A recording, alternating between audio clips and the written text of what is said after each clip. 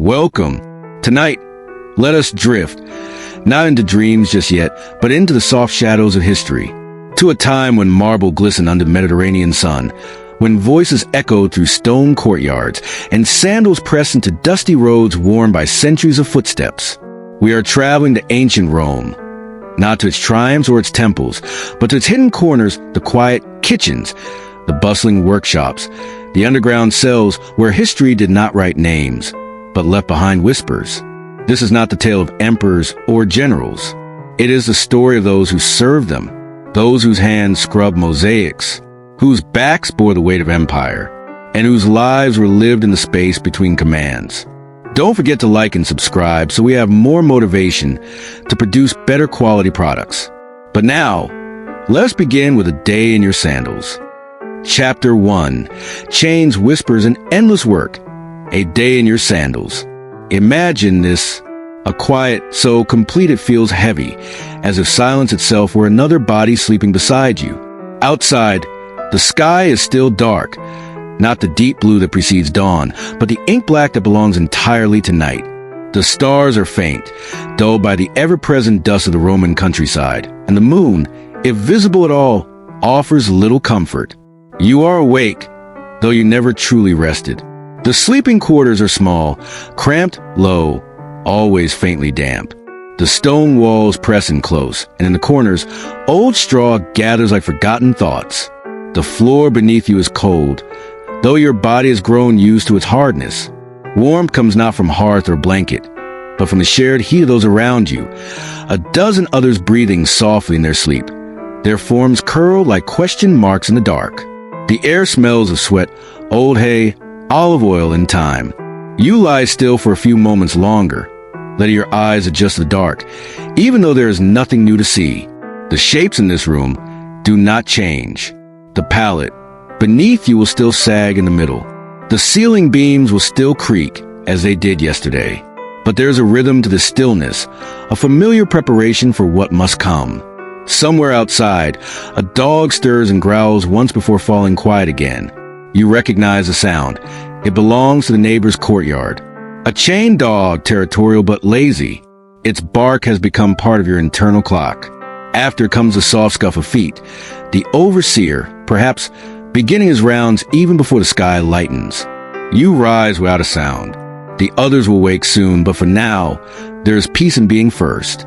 Your body aches in the usual places, the shoulders, the knees, the arches of the feet. But the pain is dull, worn into background like the hum of insects in summer. You do not stretch. There's no time for that. There's water in a jug by the doorway, cold, flat, and metallic, but you use it to rinse your face. A small ritual, a quiet bracing, a moment that feels almost personal, even in a place where nothing belongs to you. The cloth you wear is coarse, a tunic of undyed wool, mended many times, the threads thick and visible. It smells faintly of smoke and soil. You tie it quickly at the waist and slip your feet into sandals. Cracked leather, patched at the sole, but still usable. They have walked many miles in service to another's home. Around you, others begin to stir. No one speaks. Voices are too valuable to waste before sunrise. Instead, there are quiet nods, a shoulder brush in passing, a brief glance that says, "We begin again." You step outside. The air is cool, not yet warmed by the sun. Dew clings to the packed earth beneath your feet. A faint mist hovers in the garden, softening the edges of trees and columns. Somewhere in the villa above, a shutter creaks open, and you wonder briefly if it was the master looking out, or merely the wind. You move through the courtyard quickly. The stone tiles are still slick from the night air, and you've seen others slip. Even that small clumsiness can earn a sharp word, or worse. So you move with care, feet light, eyes low. Your destination is already decided. The kitchen, the stables, the storeroom, wherever your task lies. There is no schedule written down, no list hung on a wall, but your body remembers. It always remembers. Perhaps you are a kitchen slave. Then you will begin by stirring coals in the hearth, preparing water for the day's baking, gathering figs or olives from the pantry shelves. The cook, if in a good mood, might nod. If not, You will work in silence, brushing crumbs from the table before the first tray of bread is shaped. Or maybe your duties lie in the stable. In that case, you will be greeted by the scent of straw and manure, the gentle nicker of a horse still half asleep. You will muck out the stalls before the first light touches the paddock, moving quickly, methodically, as if the sun itself depended on your progress. There is no task here that is truly your own. Everything you do belongs to someone else. Even your breath, in a way, is borrowed. Sometimes, you wonder what would feel like to wait without a purpose assigned. To choose your first task not from fear, but from desire. But that kind of thought is like a breeze in a sealed room, present only for a moment, then gone. The villa is slowly coming to life. You hear it in the shifting weight of footsteps overhead, in the rustle of linens being drawn aside, in the muffled clink of amphorae being lifted from their resting places. You know these sounds as well as you know your own heartbeat. A slave does not wait to be summoned. You are expected before the call. To be late is to be visible, and visibility is dangerous. You remember the boy who overslept once. Just once. He had worked late the night before, cleaning wine stains from triclinium floor after a feast. He did not wake at the right moment. The master steward found him still half-dressed, still groggy with sleep. The punishment was not loud, but it was remembered. A lash across the back. Not fatal, not unusual, but deeply understood. No one has slept late since. Your thoughts return to the path ahead. The sun is beginning to lighten the eastern sky. The birds, those free little creatures, are beginning their morning songs. Not that you notice them much anymore. Their cheer feels foreign, almost taunting. In the corner of the courtyard, a cistern drips rhythmically. A reminder that even water, in this place, is measured. You pause at the entrance to the workroom. The tools are lined up just as you left them yesterday, not because you had time to arrange them, but because it is expected. A missing broom, a misplaced pot, a cracked amphora, all of it reflects poorly, not on the tool, but on the hands that use it. You pick up the first item, perhaps a mop, perhaps a bucket, perhaps a worn brush of reeds bound with twine, and begin the first chore of the day. There is no announcement, no one cheers. But this, too, is Rome. This quiet moment before the villa stirs fully, when the world belongs briefly to the hands that clean it. This is the beginning of your day. It will stretch long ahead. The sun will rise and fall. Feet will tire. Backs will bend. But you will return eventually to that same straw pallet, and you will sleep as deeply as the body allows, only to wake again when the darkness still presses against the walls. Before the rooster crows. Before the masters rise. Before the world demands more. This is your rhythm, and it does not change. The day has begun. By now, the faint blue of morning is softening the shadows across the villa's courtyard. Light slants in between marble columns, stretching gently across the ground like pale silk.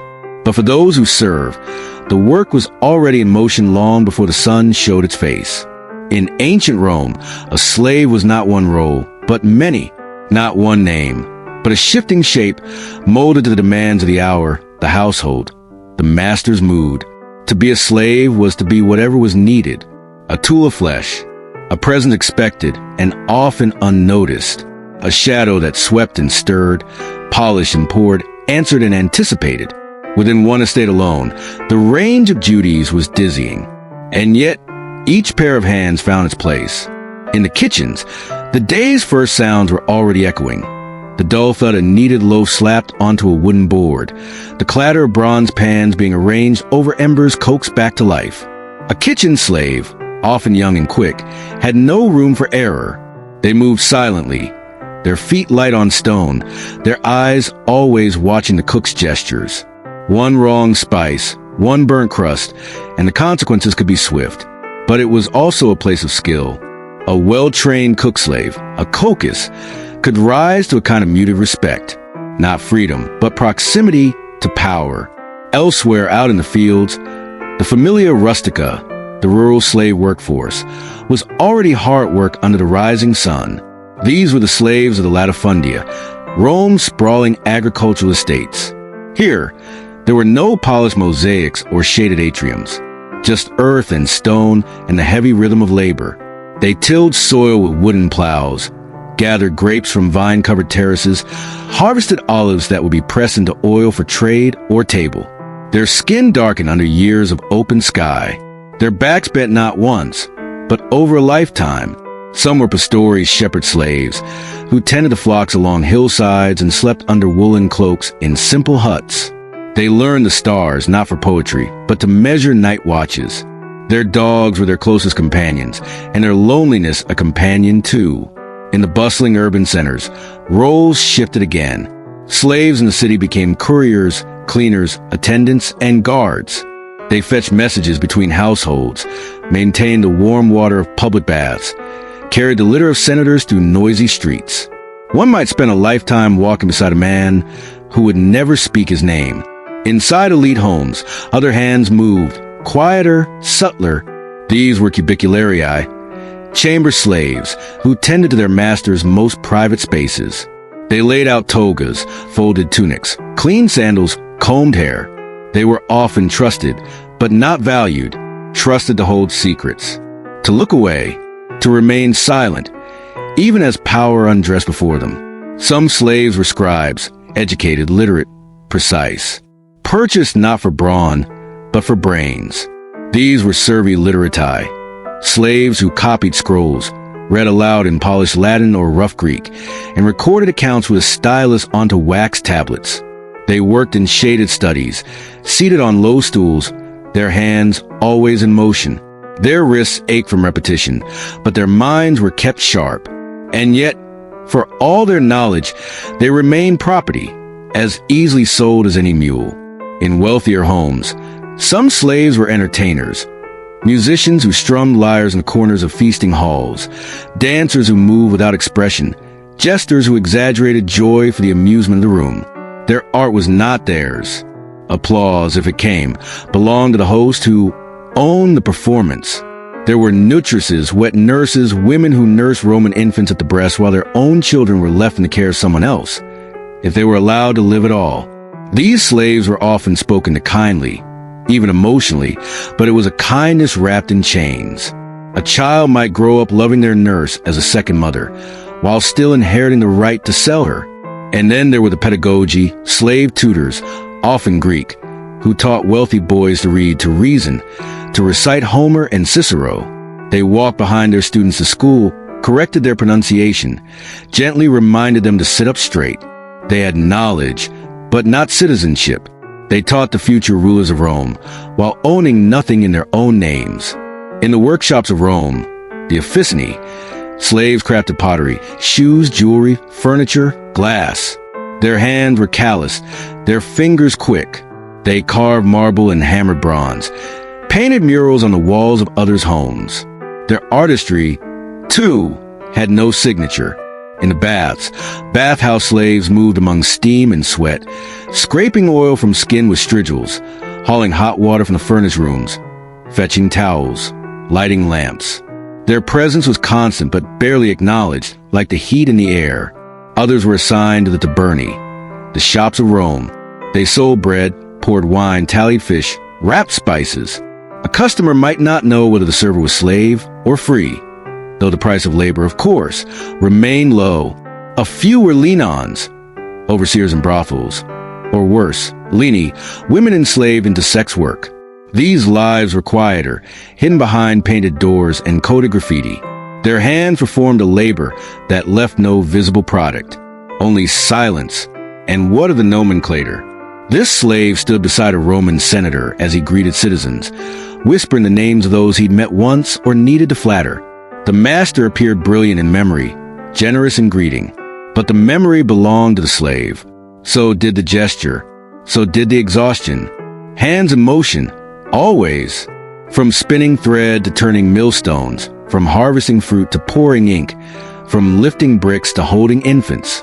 There was no part of Roman life untouched by slave labor. It was a hidden current beneath the empire's surface, always flowing, rarely seen. And yet, despite the range of duties, there was one unifying truth. The labor never truly ended. A task completed was only a space for the next to begin. A clean floor only meant a new meal to serve. A sharpened blade only meant more to cut.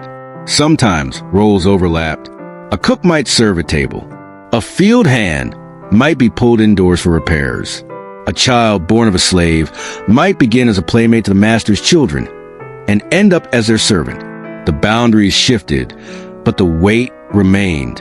At night, the same hands returned to the same straw pallets, fingers stained with soot or flour or dye or oil or ink.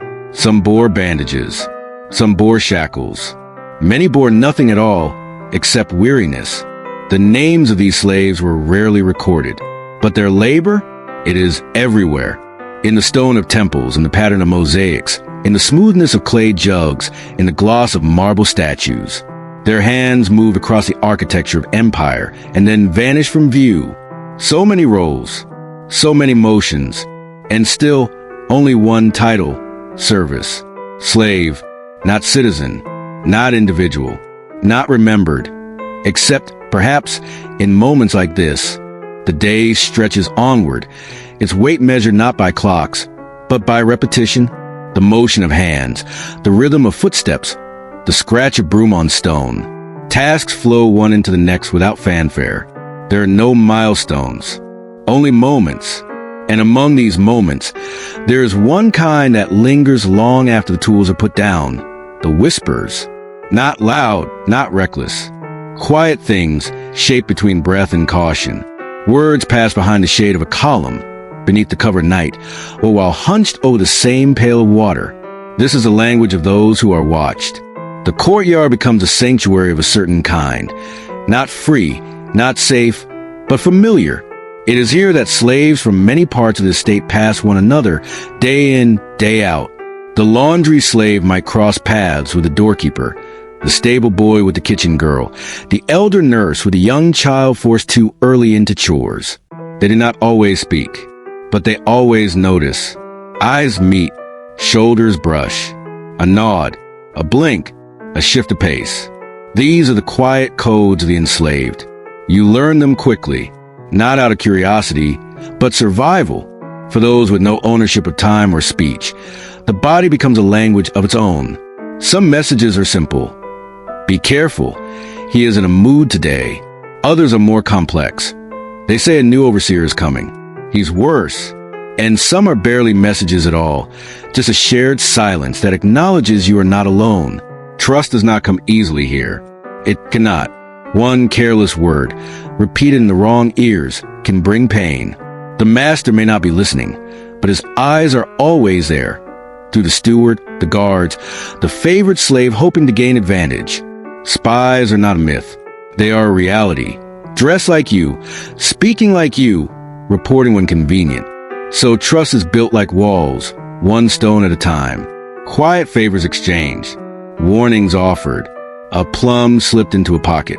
A blister bandaged. A moment of rest shielded from view. Friendship is rare. Bonds are cautious. But they exist, and when they do, they are powerful. There's the older woman who hums softly in the courtyard while folding linens, and whose melody you learn by heart. She never teaches it to you.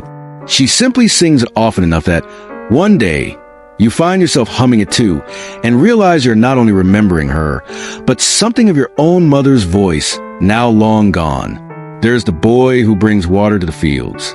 His walk is distinctive, one foot turned slightly outward, a limp he never speaks of. He always leaves a bucket at the same corner of the wall, where you can reach it without being seen. You never asked him to do this. He never said he would, but he does. There's the old man in the garden who trims laurel branches with a care that seems sacred. He speaks in riddles, if at all. Yet he once looked at you after you dropped a clay jar, after crack had already echoed, and simply said, "It can be mended." You were not punished that day, and you have never forgotten his voice. These are not dramatic moments. They are not acts of rebellion. But in a life where nearly everything is stripped away, autonomy, rest, dignity, these small gestures become lifelines. In the slave quarters at night, the whispers grow bolder, not loud, still careful, but wrapped in a hush of dark. Words come a little more freely. Stories are told, Some are rumors that a slave down the road earned freedom for saving a master's life, that the cook's daughter will be married to a freedman, that a merchant has been hiding gold in his cellar and plans to escape. None are confirmed, but each is repeated, shaped, believed, not because they are likely, but because they are needed. Other stories are older, shared myths passed down from mother to child, even in chains. Tales from Ethiopia, Gaul, Syria, Thrace. Stories of rivers that sing, wolves that speak, women who ride horses and fear no man. The listeners do not always understand the words. The accents shift, the names unfamiliar, but the meanings are clear. In these tales, people become more than labor. They become clever, brave, free. A stolen tale can be as precious as stolen bread. Some slaves, especially those born into bondage, know no other life. Their memories begin in courtyards like this. But others, captured in war, sold by debt, traded across seas, remember freedom, faintly, sometimes painfully. These are the ones who tell the quietest stories, not out of fear but sorrow. They speak of forests, wide rivers, of snow, of languages where their names still meant something. They do not say these things often, but when they do, the courtyard feels different. The night air holds them longer. Children listen wide-eyed. They do not know the world beyond these walls, but through whispers, they glimpse it. The bonds formed here are not always between equals. Age, proximity to the master, skills, appearance. These things create layers even among the enslaved. But kindness, when it happens, often crosses those boundaries. You remember who shared food when there wasn't enough, who spoke your name when others only gave orders, who looked you in the eye when you wept and did not pretend not to see. Some of these bonds last a lifetime. Others vanish with the next sale. That is a cruelty of the system. Attachments form in stolen hours, only to be torn away without notice. A friend is sent to another household. A child disappears down the road with a new master. A lover is sold across the sea, and you are expected to continue working, as if your heart were not breaking quietly inside your chest. But even so, the memory remains, in the corner of the courtyard, where you used to sit together, in the cracked tile that bears the imprint of a heel, in the shade of the fig tree that once sheltered a shared joke. In time, these small recollections become part of the rhythm of the day. You look for others in the same way, gently, without expectation. And when you find them, you speak slowly, choose words carefully, and offer silence where needed. The courtyard is not a place of rebellion. It is not a stage for freedom, but it is a space where humanity can still flicker, faint as the oil lamp by the doorway, but warm enough to matter. And in that warmth, bonds are forged, not in fire, but in whispers. There is a rhythm to these whispers, a quiet counterbeat to the ordered clamor of the household. Where the master's commands fall like the chime of metal, the language of the enslaved moves like water, soft, shifting, hard to contain. Not all whispering is verbal. Much is done through gesture, through gaze, through the smallest of shared rituals. A piece of bread left beneath a stone. A finger traced once across a wooden table to say wait. A shirt hung a certain way to signal danger. These things pass from one generation to another like heirlooms, not in silver or silk, but in survival. And sometimes, these signals are all a person has left. Imagine a new slave arriving, freshly purchased, perhaps brought in from the port, still smelling of the sea. They do not know the rules yet, not the spoken ones, not the unspoken ones. Their accent is different, their movements cautious but confused. And then, a woman by the laundry basin gives them a cloth without being asked. She does not speak. She only meets their eyes and nods once. The message is clear. You're not alone. Not entirely. It is in moments like these that the beginnings of belonging form. Not belonging to the estate. That ownership is forced, but to the community within it. A fragile, quiet circle of breath and shared space. Of course, not all moments in the courtyard are gentle. Tensions exist here, too. Jealousies, rivalries, resentments. When survival is scarce and favors few, not everyone chooses kindness. Sometimes, the overseer's favorite earns their place by reporting the smallest misstep. Sometimes, The kitchen slave hides food instead of sharing it. Sometimes, the elderly are ignored, their stories passed over, their needs inconvenient. The social hierarchy among the enslaved mimics the larger one. Power trickles down, even among those who have almost none. But even so, the courtyard holds its truths. One of those truths is this: even in captivity, people seek connection. Even in despair, they seek comfort. And often, the only place to find it is in one another. Some nights, when the villa is quiet and the wine has been poured above, the courtyard becomes a haven. A few figures gather in the shadows. Not many, never all at once. Someone hums low. Someone mends a torn hem. Someone sharpens a blade not for rebellion, but to make cleaner cuts in the morning's work. In these moments, laughter can bloom, rare, cautious, quickly stifled. But real, it might be a joke about the master's ridiculous sandals, or the way his prize dog refuses to obey him, or the time the steward tripped and dropped a basket of figs meant for market. These things are dangerous to speak aloud in daylight, but here in darkness, they soften the sharpness of the day. And sometimes there is song, not formal, not trained, just old melodies. Fragment of lullaby sung in a forgotten language, or a chant used to keep time while working the millstone. The notes are thin but steady. They rise above the stone walls and slip into the night sky, where no master can silence them. Some songs are meant to soothe, others to remember. A few, the bravest, to protest, though their meaning is hidden deep in metaphor. A storm that never ends. A bird that forgets how to fly. A river that runs backwards. These are not just songs. They are prayers wrapped in tune. Children learn them early. Even those born into slavery pick up the tones before they understand the words. In a world where lullabies come not from mothers alone, but from whoever is free enough to sing, music becomes communal. No one owns it. Everyone needs it. And so the courtyard becomes a classroom of its own, not in literacy, but in legacy. Knowledge here is not about books or laws. It is about how to move, how to wait, how to hide sorrow behind steady eyes. It is about when to speak and when silence speaks louder. Older slaves become keepers of these lessons. Their faces are etched with time, their voices slow, but their memory is long. They know who came before. They remember which girl was sent away pregnant, which boy vanished after breaking a vase, which guest once offered a slave a coin in secret and was never invited back. They remember and they pass it on. Carefully, quietly, a gesture here, a name uttered only once, a fable told while folding towels. And in that passing, something sacred remains. Not power, not rebellion, but continuity. In a world designed to erase individuality, these whisperings preserve it. The courtyard is not always this way, of course.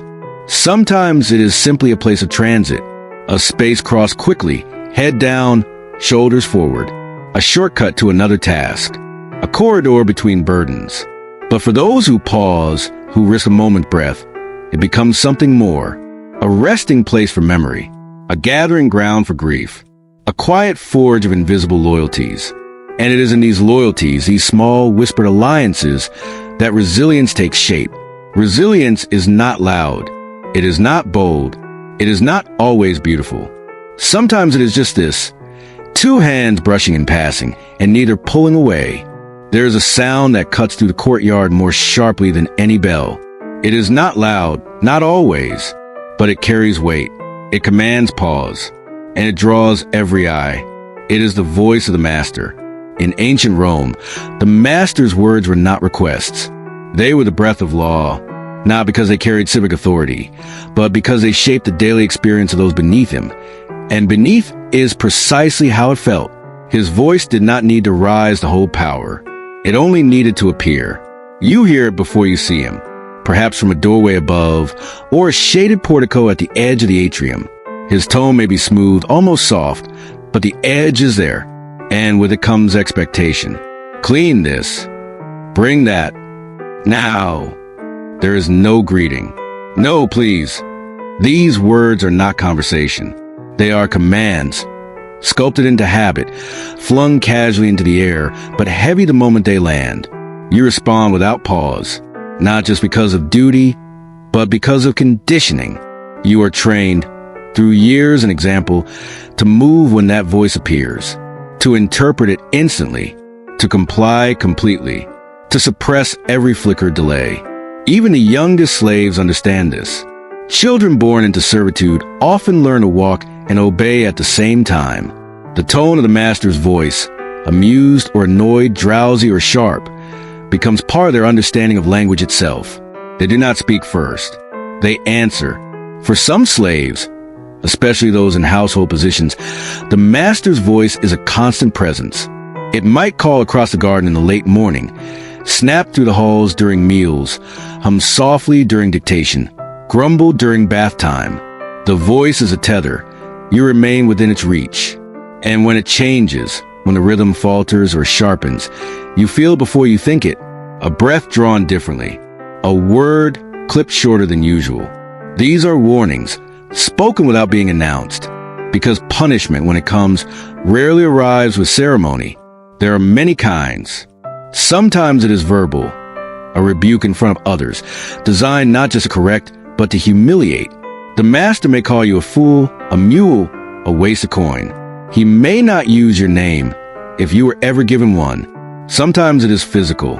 A slap, quick in public.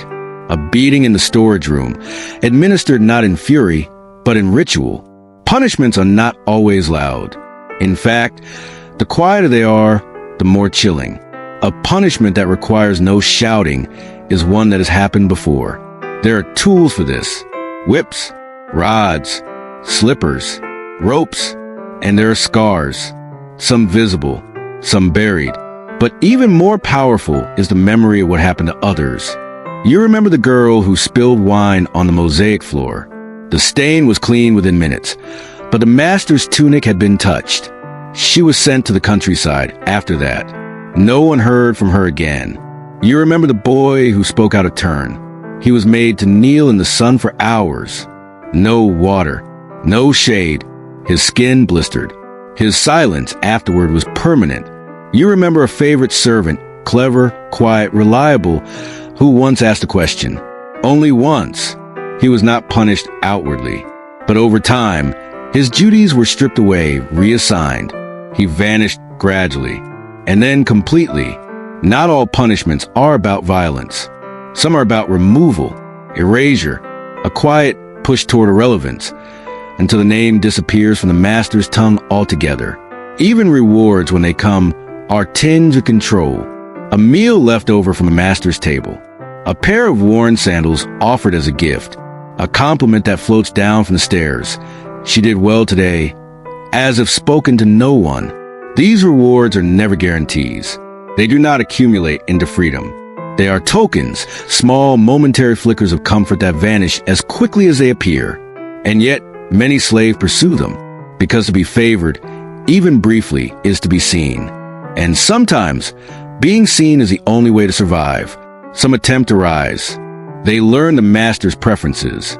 They master the art of invisibility until needed, of appearing helpful before being summoned. They anticipate needs, finish sentences, pour the wine at just the right moment. These are the skilled, the favored, the ones closest to power. And still, they are property. There are stories of manumission, of slaves freed for good service. But these stories are few. And even when freedom comes, it is rarely pure. A freed slave, or libertus, still owes loyalty. Often, he continues to serve in some form, as client, as dependent, as quiet shadow. The master's voice continues to echo in the lives of those he once owned, in habits that are hard to unlearn, in postures that remain low, in decisions made with someone else's memory in mind. Some masters are cruel, some are indulgent, some are bored, some are distant, but all, in their own way, are absolute. And so the estate lives under the spell of this voice. It shapes the pace of the day. It determines what is seen and unseen. It can lift or crush with a single sentence. For those who serve beneath it, every breath is calibrated, every movement rehearsed, every word measured against possible displeasure. Because in Rome, the master's voice is not just a sound of authority. It is the architecture of control. And within its echo, all others must fall silent.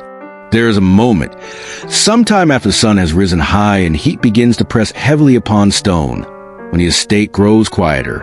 In the triclinium, the family is dining, cushioned on reclined couches, shaded by woven canopies or the outstretched limbs of olive trees. They sip wine cooled in terracotta jugs.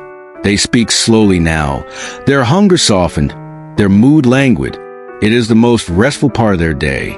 And elsewhere, beyond the mosaic threshold, some imagine that the same pause touches the lives of slaves. It does not. There is no true rest for those in service. What appears from afar as a lull in activity is, in truth, a rebalancing, the shifting of labor from one demand to another. While the masters feast, the kitchen slaves continue working, scraping pots, stirring stews, refilling amphorae. The scent of roasting meat clings to their tunics, and the sweat beneath their arms is ignored, tolerated, dried, and re-wetted by the rhythm of movement.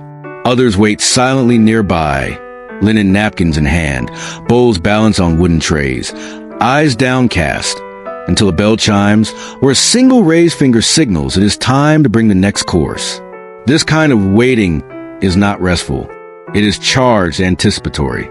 One must be invisible until summoned, and perfectly precise when visible. Outside in the gardens, a stable boy wipes his brow with the sleeve of his tunic. He has just finished brushing the horses, whose coats now gleam in the dappled light. There is no meal waiting for him, no place to sit. But for a moment, he leans against a wall, not to rest, but to breathe. It is a dangerous indulgence. If caught, it could be called idleness. So he closes his eyes only for a breath's length. Then he moves again. The laundress, working near the well, lifts heavy linens from the basin. Her fingers are wrinkled and sore, the water long gone tepid. The midday sun blazes onto her back. A bee drones somewhere near the lemon trees. She pauses just long enough to adjust the kerchief at her neck. That pause is all she gets. For field slaves, the midday hour brings not rest, but risk. The heat now bears down relentlessly, and the rows of crops offer no shade. Their feet shift in sandals filled with dust.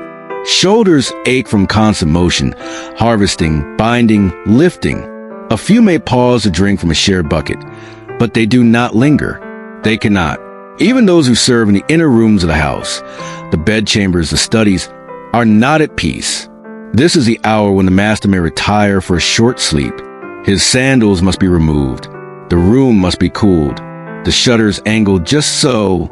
The couch fluffed, the curtain drawn. And if he wakes, if a fly disturbs him or the breeze is not sweet enough, there is blame to be placed. Midday in the villa is an illusion of quiet. It is not stillness. It is the pressure of stillness maintained by invisible hands. And yet, for those hands, there are brief moments that feel almost like rest, not because labor ceases, but because it slows or changes shape. In a shadowed corner of the kitchen, someone sits on an overturned basket, peeling garlic. Her hands continue working, but her feet are grateful to stop. A young boy assigned to sweep the atrium stretches his back beneath a fig tree, brush still in hand, dust swirling lazily in the sunbeams. An elderly slave tasked with watching over a sick child simply sits, rubbing the girl's back in a slow circle, her own thoughts drifting far away. These are not sanction breaks. They are snatched moments, taken in the gaps between obligations, like crumbs beneath a table. Enough to taste something, but never enough to be full. Even meal times are not guaranteed. The master and his household eat in comfort. The slaves eat quickly, in turns, from shared bowls and shaded corners. The food is often cold, sometimes sparse, occasionally spoiled. Bread dipped in oil, beans boiled till soft, an occasional handful of olives. If meat is present, it is rare. If fruit remains, it is bruised, and there is no talk of flavor. Still, this moment, sitting together, chewing in relative quiet, holds a strange comfort. No orders are shouted. No one watches too closely. The air hums with the low murmur of weariness, not commands. But it does not last. The plates must be cleared, the washing begun, the animals checked. The second shift of duties now looms. And so the midday passes not as a respite, but as a quiet continuation. For slaves in ancient Rome, the illusion of rest was as carefully maintained as the illusions of choice or security. It was something that could be spoken of, remembered fondly, but rarely experienced. Even sleep, when it came at night, was more exhaustion than renewal, a collapsing of the body, not the restoration of the self. But here, under the midday sun, a truth remains, that even in the tightest systems of control, the human spirit seeks pause, not rebellion, not escape, just pause, a moment to breathe, to think of nothing, to feel, if only for a few heartbeats, like something more than a moving part in someone else's machine. That is the illusion, and it is also the hope. The sun begins its descent, casting long shadows across the tile floors and colonnades. The heat softens, no longer burning, but lingering like the warmth of a fading memory. In the eyes of the masters, the day is drawing to a close. Their thoughts turn to wine, to evening talk, to reclining under stars. But for those who serve, the day is far from over. This is the hour of scrubbing, of quiet, concentrated effort, of making the home look as though the day's mess and movement never happened. And so the work begins again, not in loud commands now, but in practiced silence. There's a ritual to it. In the atrium, the slave assigned to sweeping starts with the farthest corner, working inward in careful spirals. Dust, invisible in daylight, now gleams in the soft golden slant of evening. It must be caught and guided out, as though erasing footprints from a memory. The kitchen, once a roar of heat and haste, now smells of ashes and old herbs. Pans are scrubbed with sand and water. Counters wiped clean. Bowls returned to shelves with care. No mark must remain. The room should appear as if it had only been imagined, not lived in. In the baths, the stone tubs are drained. The water, once warm, scented with oils and indulgence, is now cloudy and still. It is scooped out with bronze basins, carried in shifts to the courtyard drain. Then the tiles are scrubbed, not gently, not quickly, with knees bent, backs rounded, and brushes that scratch the skin if held too tightly. Out in the garden paths, leaves are gathered. The mosaic by the fountain is polished. Wine stains are removed from triclinium floor, where a guest may have laughed too hard and spilled what he would never clean. None of this is for praise. It is for expectation. The house must look perfect again before night falls, as though no one had ever touched it, as though the labor itself had never existed. And alongside this cleaning of space comes another, more personal kind, the cleaning of the body. For some, there's a moment, brief, precious, to wash. It does not happen in marble baths or warm pools. It happens near the cistern or in the servant's alcove, where cold water waits in buckets left to sit all day in the sun.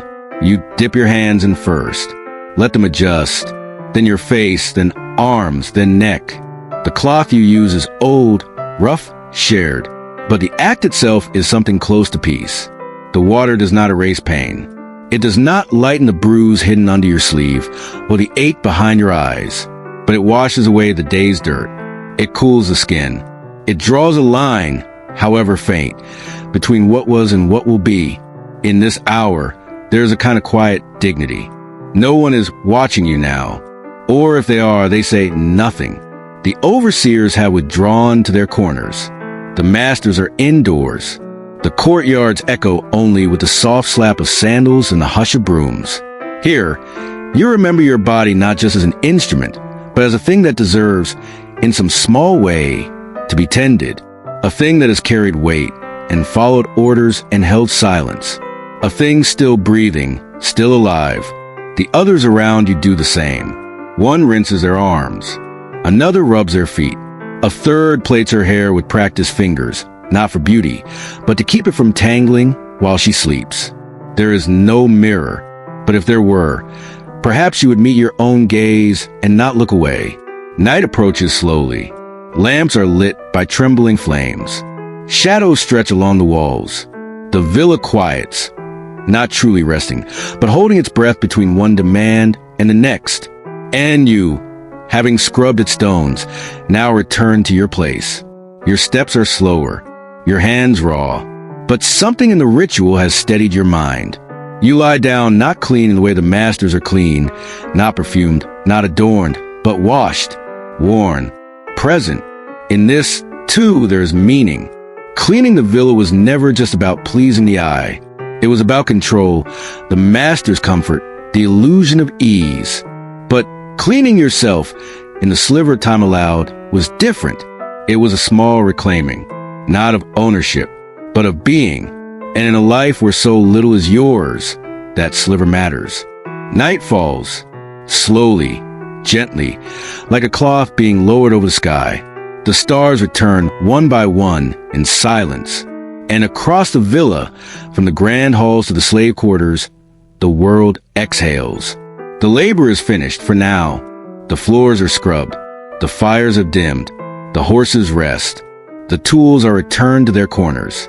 And you lie down on your pallet of straw, once again, the same way you began the day. But something has changed. The body is tired. The mind, perhaps even more so.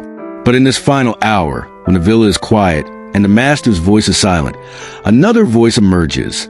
It belongs to you. It does not speak loudly. It does not speak often, but it speaks in the form of dreams. They do not come all at once. Some arrive as memories. The scent of cypress trees from a homeland far away. The rhythm of a language you no longer hear spoken aloud. You remember a hillside, a name, a feast, a lullaby. You do not know if these are real or imagined, but they feel like something lost and tender. Other dreams are stories, passed to you in whispers, or shaped in the dark of your own thoughts. There's a tale about a slave who outwitted his master and disappeared into the forest. Another, about a goddess who walks in dreams and frees the souls of those bound in life. These are not tales told in public, but they are told and remembered. Freedom, in these stories, is not always literal. Sometimes it is a return home. Sometimes it is simply a day without orders. Sometimes it is the ability to speak without fear, to choose your own sandals, your own name. Even the young, especially the young, dream. They speak, half asleep, of cities they've never seen, or beasts that carry them over mountains. Their imaginations, not yet fully broken by the rhythms of command, still wander freely. But hope, even quiet, even vague, is not without danger. To hope too much is to risk pain. To speak of freedom in the wrong company is to invite suspicion.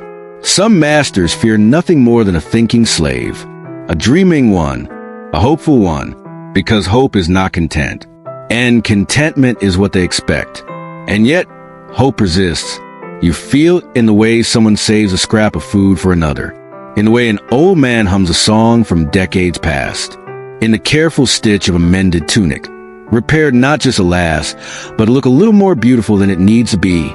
Sometimes, hope takes the form of a promise, whispered from parent to child. One day, you may be free. Whether true or not, the words settle like warm stones in the belly. They are repeated, believed, passed down. There are also hopes born not from rebellion, but from resilience. The hope of surviving the week, of avoiding punishment, of seeing a friend return from the field. Small hopes, perhaps, but fiercely held. In sleep, the lines blur. The boundary between memory and myth softens. You may find yourself walking freely through a villa, not as a slave, but as something else. You may speak aloud and not fear the echo. You may hold the hand of someone long gone and feel warmth instead of loss. Even nightmares, and there are many, come with their own strange comfort. You wake, heart racing, and realize it was not real. That, at least for tonight, you are still here, still breathing, still in the world. And perhaps that, too, is a kind of hope. No dream changes the world by itself. No story erases the weight of the day. But these inner visions, faint, fleeting, personal, are a kind of protest, a whisper back to the silence that says, I am more than what I do, more than what they see. And so the villa sleeps. Its walls hold many lives, some gilded, some invisible.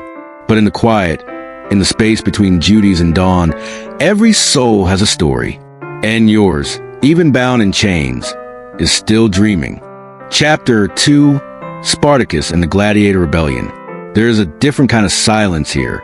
Not the quiet of early morning labor, nor the hush of whispered stories in the courtyard, but the silence that lives between shouts, between strikes, between clash of iron and the gasp of pain.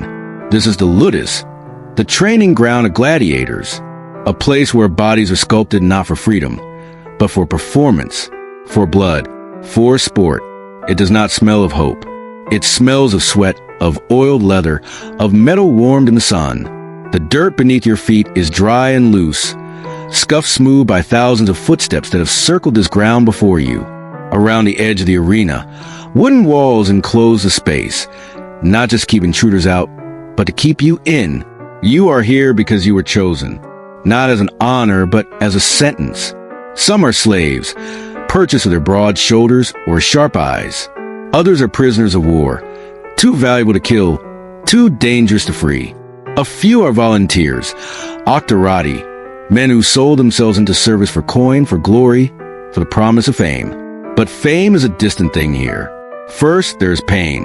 Your day begins not with orders, but with anticipation. You do not wait to be told what to do. The rhythm is already etched into your bones. First, inspection. A trainer, the lanista, walks the line, eyes flicking across your form. He says little. His face is carved from stone. He notes every bruise, every hesitation, every moment of stiffness in the limbs. You are not a man in his eyes. You are an asset, a tool, a beast. Then drills, repetition beyond exhaustion. You run. You carry weights across the yard. You strike wooden poles, over and over, until your arms ache and your grip falters. You are not given swords yet. First, you must earn the shape of one in your hands. You learn to fall. You learn to roll. You learn to get up without making a sound. The first lesson is endurance. The second is obedience.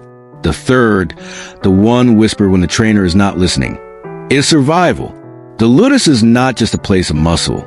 It is a place of watching, of measuring. You learn your opponents long before the first blade is drawn. The man beside you, short but fast. The one across the yard, large but sluggish. The young one, too eager. The older one, too careful. They are not your friends. Not here, not yet, but you learn their names all the same. You sleep in rows, in cells made of stone or wood, sometimes barred, sometimes not. Escape is not easy. Not because there are guards, though there are plenty, but because even if you ran, where would you go? Your face is known. Your collar is branded. Your fate is written across your skin. So you stay, and you train. The weapons come later, blunted at first. A wooden sword, a shield worn smooth from practice. You spar in pairs, under the watchful eye of men who have seen hundreds fight and dozens fall. They do not care for form. They care for efficiency. They correct your stance, your balance, your speed. They mark your failures with bark words or a slap from a cane. But when you succeed, when your strike lands true or your parry flows like water, they say nothing. They only nod. That nod is everything. In time, you move from drills to stage battles. Still inside the ludus, still under control, but now watched by visitors, potential buyers, promoters, patrons. You are evaluated not just on strength, but style, on how you fall, on how you roar, on whether the crowd, small now, but growing, remembers your face. You are being turned into a weapon and a spectacle. The meals are better than on most estates. You are fed regularly. You are clothed. Your wounds are treated, not because you are valued as a person, but because you are an investment. A gladiator must be maintained, like a war horse or chariot. Your health is a matter of economy. And yet, beneath the discipline, beneath the routine, there is a constant awareness. This is not a life. It is a waiting room for death. You see it in the eyes of those who have fought in the real arena, the Colosseum, the amphitheatrum. They carry themselves differently. Not proud, not broken, just changed. Their silences are longer. Their laughter, when it comes, is darker. They know what you don't yet. That the sand of the arena is not just a stage. It is a graveyard, raked clean between each performance, but never truly empty. Sometimes, a man returns with scars. Sometimes not at all. And when they die, they are not mourned. Their names might be carved into a wooden tablet, their weapons reassigned, their cell refilled. The ludus carries on. You are taught to fight with a smile, to roar for the crowd, to fall beautifully. The Lanista reminds you, the audience pays not for death, but for drama. A clean kill is less exciting than a good struggle. A drop of blood well placed can win a cheer. A fake stumble can buy a moment's breath. And yet, the pain is real. The danger is real. The death, when it comes, is permanent. You learn to wear your fear like armor, tucked beneath the straps and the leather. Not visible, never visible. You joke with the others. You tease. You boast. But inside, you count every morning as a blessing and every evening as a reprieve. Still, something happens in the ludus. A change. Amid the sweat and the silence, a kind of kinship forms. Not friendship, always, but respect. Mutual understanding. The knowledge that your life is tied to theirs, not just in battle, but in breath. That when you train together, you become a rhythm, a brotherhood of muscle and mud. You begin to understand how rebellions are born, not in shouting, not in speeches, but in quiet glances, in nods shared when no one is watching, in the knowledge that the man beside you would die as easily as you, and might just fight beside you if the moment came. But that moment is still far off. For now, you return to your cell. You wipe the sweat from your brow. You stretch sore limbs beneath the flickering light of a torch. You eat. You sleep. You dream of nothing. Because in the ludus, dreaming can be dangerous. You wake, once again, to the sound of boots on stone, to the bark of the lanista, to the clatter of shields and the weight of expectation. And as the morning sun slants over the yard, you step forward once more, not as yourself, but as the shape they made you become. You awaken before dawn, not in your own bed, never your own, but in a holding cell beneath the stone floor of an amphitheater. The air is thick with oil, smoke, and old blood. The walls are damp, sweating salt and silence. Above you, a city begins to wake. But here, beneath the ground, it is already alive with anticipation. You do not speak. Neither do the others. Some men pace. Some sit still, their eyes closed. One sharpens a blade against the whetstone, slowly, rhythmically, as if the sound itself might keep fear at bay. Another fingers a wooden charm around his neck, whispering a prayer in a tongue you do not know. You do not ask what they pray for. This is not your first fight, but it is not routine. It never becomes routine. Somewhere overhead, the murmurs of the gathering crowd begin to echo through the stone corridors. Feet shuffle across wooden platforms. Vendors call out, selling figs, olives, watered wine. The scent of roasted meat wafts downward through narrow air shafts. It mingles with the metallic tang of weapons, the sour muss of sweat, the fear that lives in the lungs. Then comes a sound, the gate being drawn, a groan of iron and chain. A guard appears. He does not speak to you by name. He gestures. You stand. You have already oiled your limbs. Your armor is minimal, a helmet, a shoulder guard, a greave. You carry a short sword, the gladius, and a small curved shield. The weight is familiar, heavy, but not unfamiliar. It balances your thoughts. You do not think of death. You think of your footing, of timing, of the man who may stand before you. The corridor is narrow, lit by torches that flicker wildly as you pass. The sounds above grow louder. Applause, laughter, a chant rhythmic and deep. They are here for spectacle. They do not come for you. Not truly. They come for what you represent. Risk, violence, courage, obedience. You emerge into sunlight, blinding at first. After so long underground, it burns. Your eyes adjust slowly. But the sand, raked flat, bright as bone, stretches out before you. Around you, thousands of faces. Some smiling. Some leaning forward in expectation. Some bored already. To them, you are part of the scenery. The announcer raises his voice. Names are spoken, not your real name, but the one assigned to you for this moment. Perhaps something exotic, something fierce, something to be cheered or cursed. Your opponent steps out from the opposite gate. He is taller, thinner, armed with a trident and net, a Arius. Quick, tactical. You note the way he shifts his weight. His eyes are calm but calculating. There is no signal. Not a trumpet, not a drum, just a pause, then motion. He circles. You move in response. You feel the eyes of the crowd before you feel the first sting of the net brushing past your side. The arena amplifies sound. The scrape of metal on shield, the gasp when a blade comes close, the groan when someone falls. Every move matters more here. You do not fight for freedom. Not yet, perhaps never. But you fight to live and to be remembered. You duck, you swing, you miss, you recover. The sand is not soft. It clings to your knees, your palms. When you fall, it enters your mouth, your eyes. You taste earth. You spit. The trident comes close, too close, and clips your shoulder. You roll. You press your shield forward.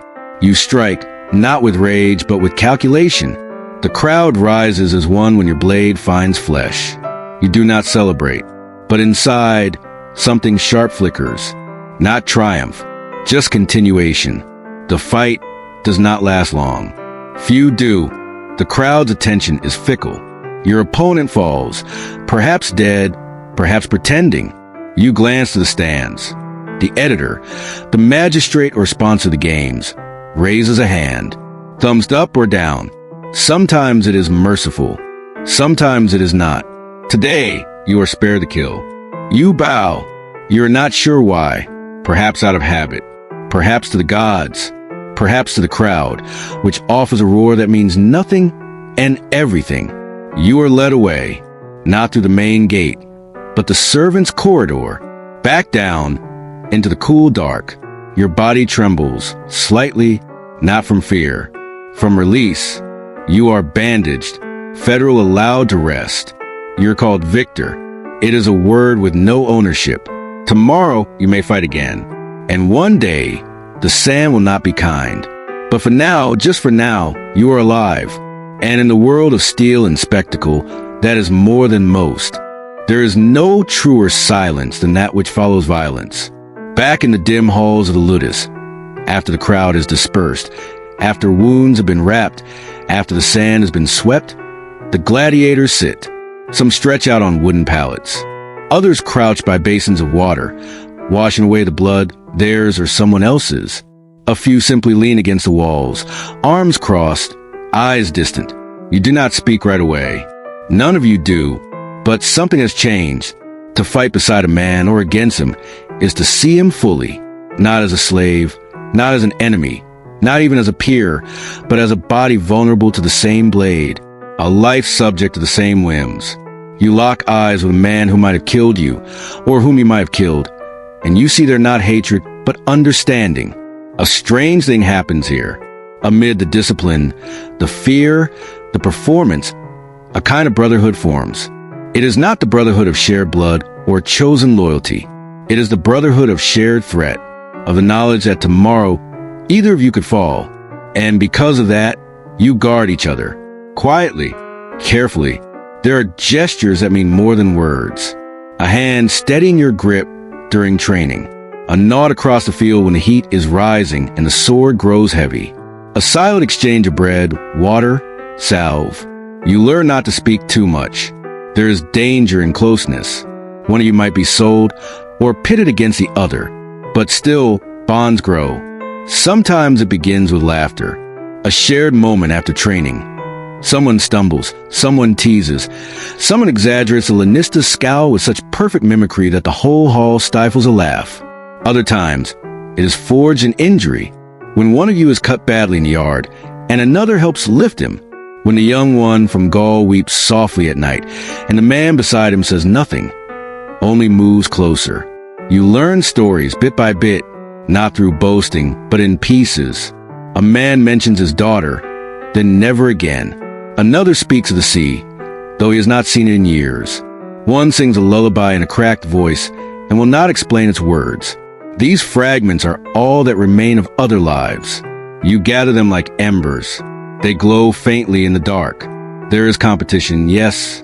There must be. The games demand it. But beneath that is a growing awareness, a realization that you are not tools, not property, not symbols. You are men, and you are many. The ludus tries to break this.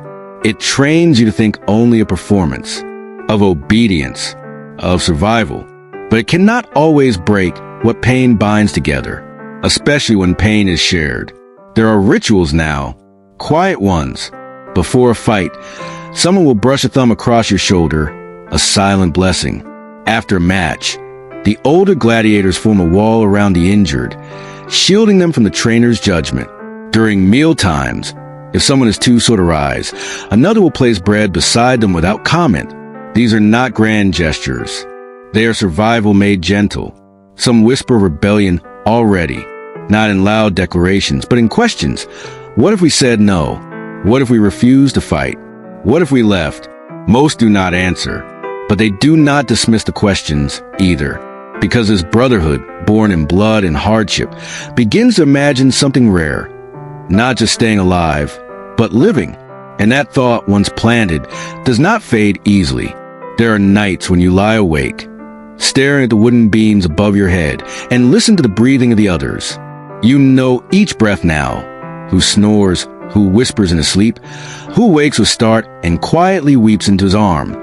In a place that strips away names and replaces them with numbers or stage titles, these small patterns become your lexicon of connection. The man beside you, for example, hums before he falls asleep. Always the same tune, a simple, repetitive melody that might have once been a child's lullaby. You've never asked him where it came from. He's never said. But on the nights when your mind races, when the day's images return, the roar of the crowd, the sudden heat of blood, the sharp echo of steel on bone, that humming steadies you. Another gladiator, broad-shouldered and quiet, never joins in talk or games. But he shares his water when yours runs out. He sharpens his training partner's sword alongside his own. You begin to understand that trust here is not built with words. It's built in the silences, in the space between punishment and praise, between battle and burial. Death is a frequent guest.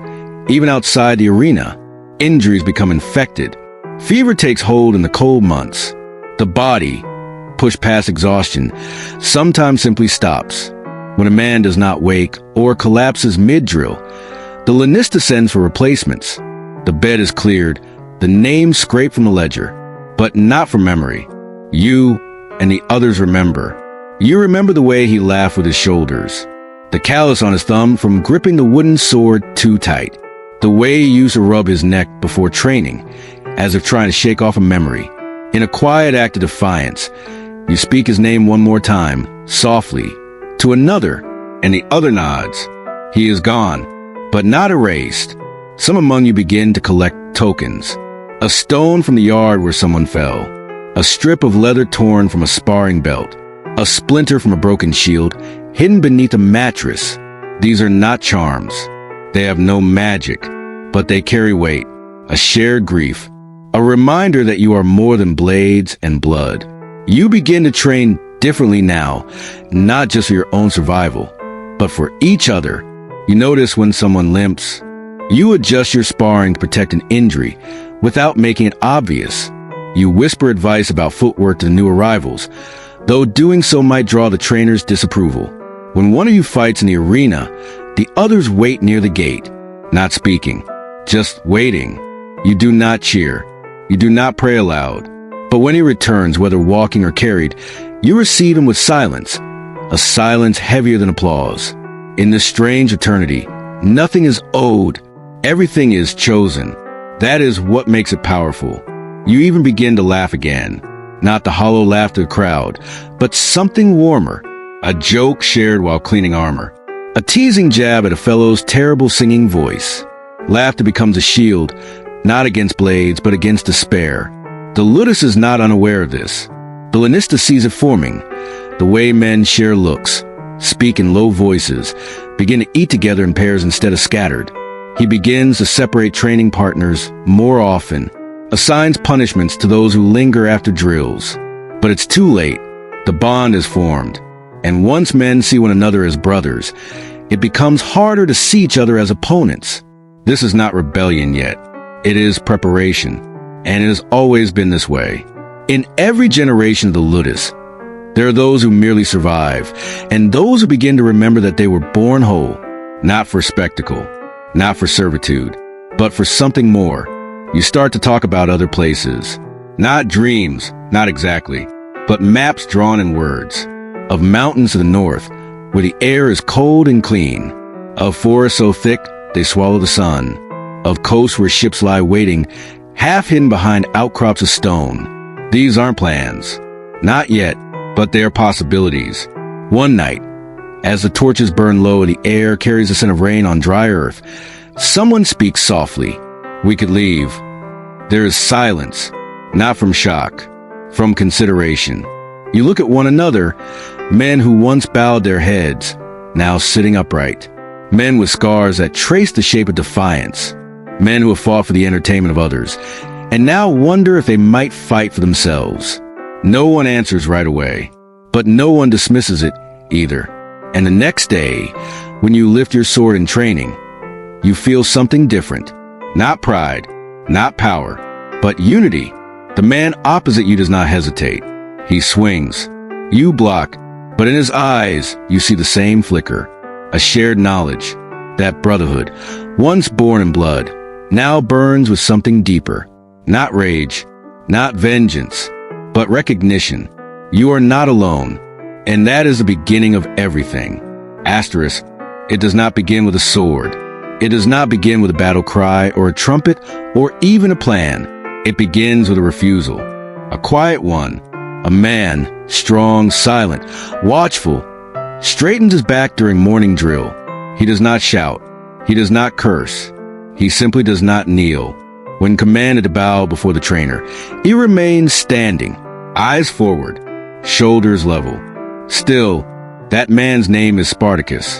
To those around him, he is not a stranger. He has trained with you, fought beside you, shared food, shared silence. He is not loud, but when he speaks, you listen. His words are calm, measured, the kind that settle deep in the bones.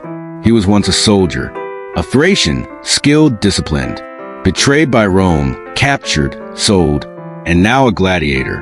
Like you, but unlike many, Spartacus remembers who he was before, and he holds on to that memory with the quiet strength of a man who has not surrendered. That morning, when he refuses to bow, there is a pause, just a breath. The trainer steps forward, whip in hand, eyes narrowed. Around you, others go still. This is the moment. The whip is not raised. Not yet. Spartacus says nothing. He does not need to. What matters is not defiance. What matters is a silence that follows. A silence so sharp it cuts through the routine. You feel it in your chest. You see it in the faces of the others. Some glance away. Some watch closely. All of them understand. Something has changed. The whip does not fall that day. The trainer steps back. The drill continues. But you are not the same. Later, you hear whispers that Spartacus was seen speaking with others in the corners of the Ludus, by the water basins, under the torchlight at night, that he has been watching the guards, noting their routines, that he has spoken of the kitchen, of the knives there, the skewers, the cleavers. Tools, yes, but tools can become weapons. No one confirms these whispers. No one denies them. You begin to move differently, more aware, more connected. Eyes meet more often. Chores are done in pairs. Routines are tested carefully. A door left ajar. A torch extinguished early. A stone placed beneath the gate to slow its swing. Small things. Invisible unless you know where to look.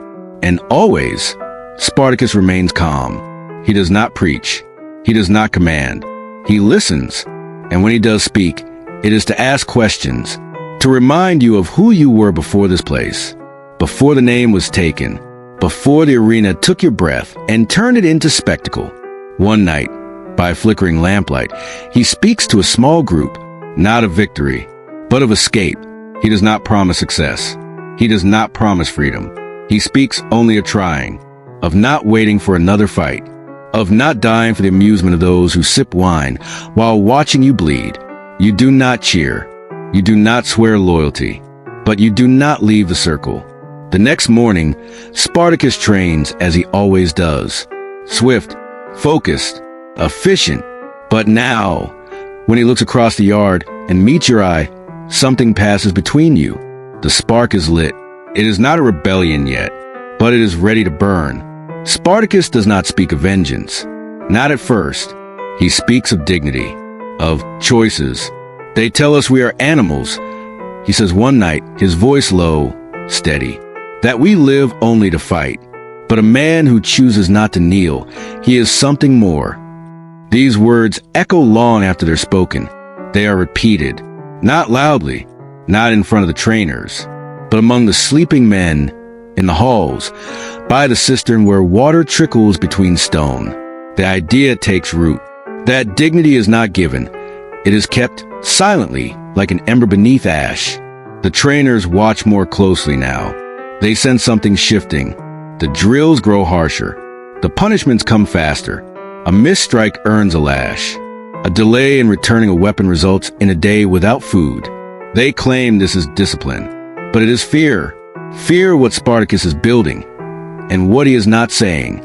You notice he trains harder now, but never alone. He pairs with the younger fighters, the uncertain ones, the men most likely to falter.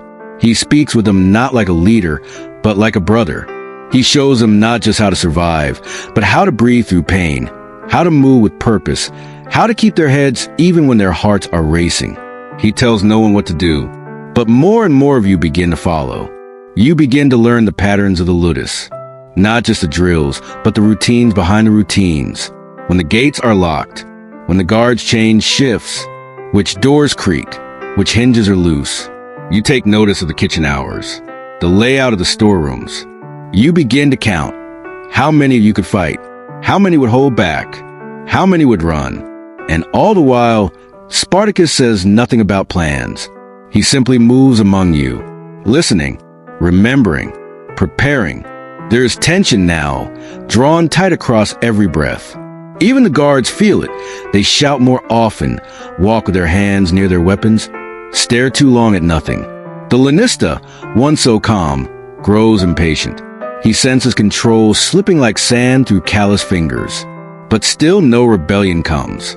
Not yet, because Spartacus waits for the right moment. Not for opportunity, but for unity. For the moment when enough men not only believe escape is possible, but necessary. That moment arrives quietly. A guard, drunk from an evening with a local merchant, stumbles while carrying a spear. He drops it, curses, picks it up. Spartacus sees it, says nothing. But that night he speaks again. They will not stop until we are dead. We are not men to them. We are blades that walk and bleed. If we die here, we die without names. And then he says it, but if we run, he does not finish the sentence. He does not have to. The men around him understand. Not just the words, but the feeling, the shift, the truth. No one cheers. But that night, the torchlight in the hallway burns longer than usual. Men stay awake, thinking, planning, choosing. There is no map, no banners, no slogans, just a shared readiness. And Spartacus, once a Thracian soldier, now a Roman slave, remains at the center, not issuing orders, but holding the flame. You begin to prepare quietly, in plain sight. A strip of leather wound tighter around a wrist. A kitchen ladle set aside. A sharpened broom handle hidden behind a shelf. No sword yet, but hands learning how to strike. And in every movement, in every exchange, you feel it. The moment is coming. And when it does, it will not come with a roar. It will come like Spartacus himself did, steady, watchful, unbroken. A refusal to kneel. A refusal to die in chains. A man who stood when told to bow, and in doing so, taught others to rise. It begins without warning, but it was not born of impulse. It was planned in silence, in shadows, in slow, careful movements that stretched across weeks. No banners are raised. No speech is made.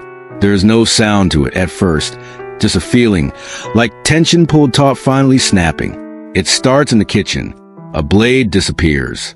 Not one meant for combat, but for carving meat, the kind used daily, easily overlooked.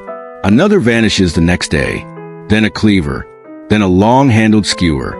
Each item replaced with something dull. Each absence accounted for not by omission, but by subtle substitution. The trainers do not notice. They are not trained to see patience. They are trained to see performance. And Spartacus waits.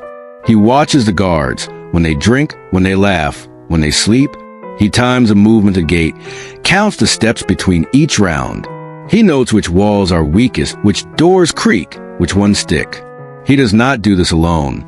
Others join him, one by one, not through orders, but through recognition. They share a glance, a whisper, a moment, a nod. Slowly, a network forms, not a rebellion, but a readiness. Each man has a task. One is to steal, another to distract, a third to speak kindly to a guard and learn his habits, a fourth to repair a fence with slats just loose enough to slip through later. These are not warriors yet. These are craftsmen of strategy.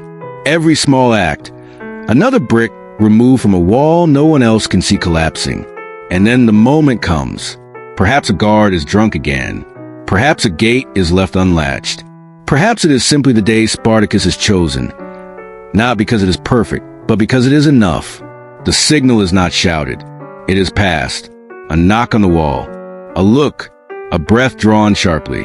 Then the kitchen slave, the one who walks silently, plunges his blade into the wooden table and shouts a name. Not a Roman name. A name from another life. And suddenly, it is happening. Not a riot. Not a slaughter. A break. Chairs overturned. Flames pushed into hay. Sand scattered. Blades in hands that were once bound. Men sprint through corridors they memorized in darkness. Doors thrown open with a force born not of strength, but of years stolen. Some guards resist. Some flee. Spartacus does not run first. He stays. He clears the way. His blows are not wild. They are purposeful. Precise. He moves like a man who knows that every step forward matters more than the one behind. Not all escape. Some fall. Some turn back. Some hesitate too long and are pulled away. But many run. Out the gates. Across the fields. Into the night. They do not know what awaits them. They do not know where the road leads. But they are no longer within the walls. They are free. Not safe, but free. And Spartacus, at the front of them now, blood on his tunic, breath steady, does not shout. He does not raise his arms. He simply walks, and the others follow, because chains are not always broken with strength. Sometimes they are broken with strategy, and the will to walk through the open gate when it finally yields. They do not sleep much in the days before it happens, not because of fear, not entirely, but because sleep is a luxury the mind cannot afford when it is preparing for something irreversible. The nights stretch long and brittle. Some men stare at the ceiling, whispering quiet prayers to gods old and distant. Others whisper nothing at all, lips still, eyes open, listening for footsteps, for change, for the final moment. Spartacus does not make promises. He does not offer hope in loud proclamations or stir the blood with dreams of glory. What he gives instead is reassurance in detail. He shows them where the torch hooks hang loose from the walls. He traces the route to the storerooms in dust with his finger, memorized and efficient. He describes how many steps it takes to cross the lower training hall, and which guards limp when they walk. This is not a rebellion fueled by anger. It is a rebellion shaped by knowledge, by clarity. You are reminded that strategy does not always mean drawing swords or marching in lines. Sometimes it means waiting, listening, knowing we're not a step, and more than anything, knowing whom to trust. There is no oath sworn, no single leader anointed, but everyone knows if something goes wrong, they follow Spartacus, not because he commands it, but because he has earned it. The plan, if it can be called that, is more a series of understandings. If the kitchen fire flares suddenly, that's the first signal. If the cart rolls too slowly through the gates, a second. If the cellar door is left open, that's the last. After that, everything must move quickly. No man can hesitate. Hesitation means death. Even now, on the edge of escape, there is fear. It clings to the throat like dust. It fills the chest like smoke. Not fear of pain, that is a familiar companion, but fear of failure. Fear that this might be their only chance. Fear that if they run and fail, they'll return in chains heavier than before. And yet, when the moment comes, it is quiet. The kitchen flame leaps higher than usual. A cart creaks where it should roll smooth. The cellar door is ajar. You see it, all of it, and you feel your heart pound not from terror, but recognition. This is it. The men move, not as soldiers, but as survivors, with sudden, fluid determination. A pot crashes in the kitchen. The guards turn. That's all it takes. A blade flashes, not into flesh, but into rope, cutting it. Into a beam, jamming a door. Into a lock, pried just enough to break. Some men do fight. A handful, but most simply run. A guard is knocked off balance by a thrown stool. A gate is shoved open with bare shoulders. A torch is extinguished. Sand is kicked over flames to cloak the shadows. The escape is not elegant.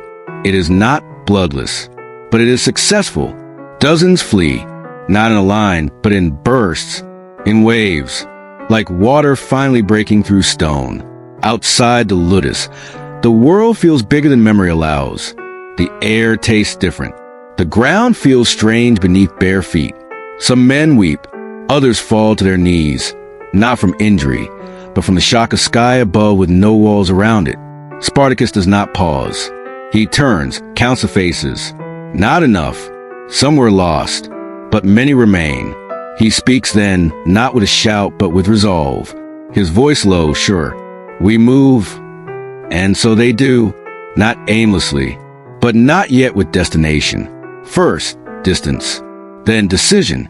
Behind them, the ludus still smolders in the dark. Rome will know by morning. Rome will come. But for now, they are not prisoners, not slaves, not fighters in a cage. They are men, moving through the night, towards something still unseen. The first days on the run are not glorious. There is no banner, no formation, no rhythm to the movement, only breathless momentum and the sound of bare feet on dirt paths. The escaped men fan out like birds startled from a cage, unsure of where to fly. There is hunger, deep and familiar, but now it comes without a schedule, without a ration. It comes with gnawing uncertainty. Some dig in the earth for roots. Others snatch fruit from trees not yet ripe. Rainwater is cupped in cracked hands, shared with reverence. They do not speak much. Not yet. For a while, they simply walk. South, always south. Away from the city, away from the ludus, away from the memory of sand and blood. They pass vineyards, olive groves, farms left empty.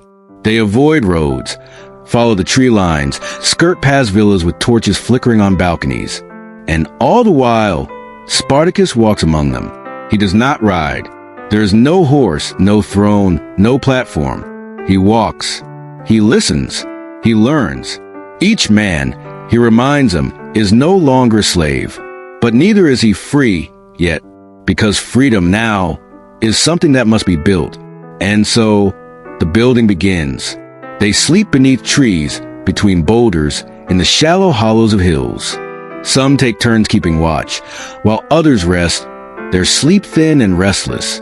Dreams are strange things now, not memories of the arena, but of silence, of the kind of silence that comes with safety, a concept still far away. Spartacus begins to organize, not through orders, but through observation. He watches who rises early, who sharpens sticks into points, who carries injured men without being asked. Slowly, he begins to gather these men, to speak with them, to ask questions not about strength, but about skill. You, who once hauled amphory for a master's bath, are now a water scout. You, who bake bread for the village tables, now measure fire and rations. You, who once repaired sandals, now mend makeshift boots. It is not about creating an army. It is about creating a unit that can endure. Even so, the seeds of a force begin to take root. Small routines are born. Watches are kept. Meals, however meager, are shared deliberately. Sentries learn to whistle with the sound of birds. Camps are placed beside streams, but never directly upon the bank. Spartacus knows the Roman eye is drawn to water. The men begin to speak again. At first, quietly, stories from other corners of the world. Gauls, Syrians, Numidians. Each voice different, each tongue shaped by geography and pain. Some cannot understand each other's words, but gestures grow stronger. Trust is expressed not in speech, but in effort, in how food is handed over, in how wounds are tended. Weapons remain scarce. A few men still carry the cleavers from the kitchen.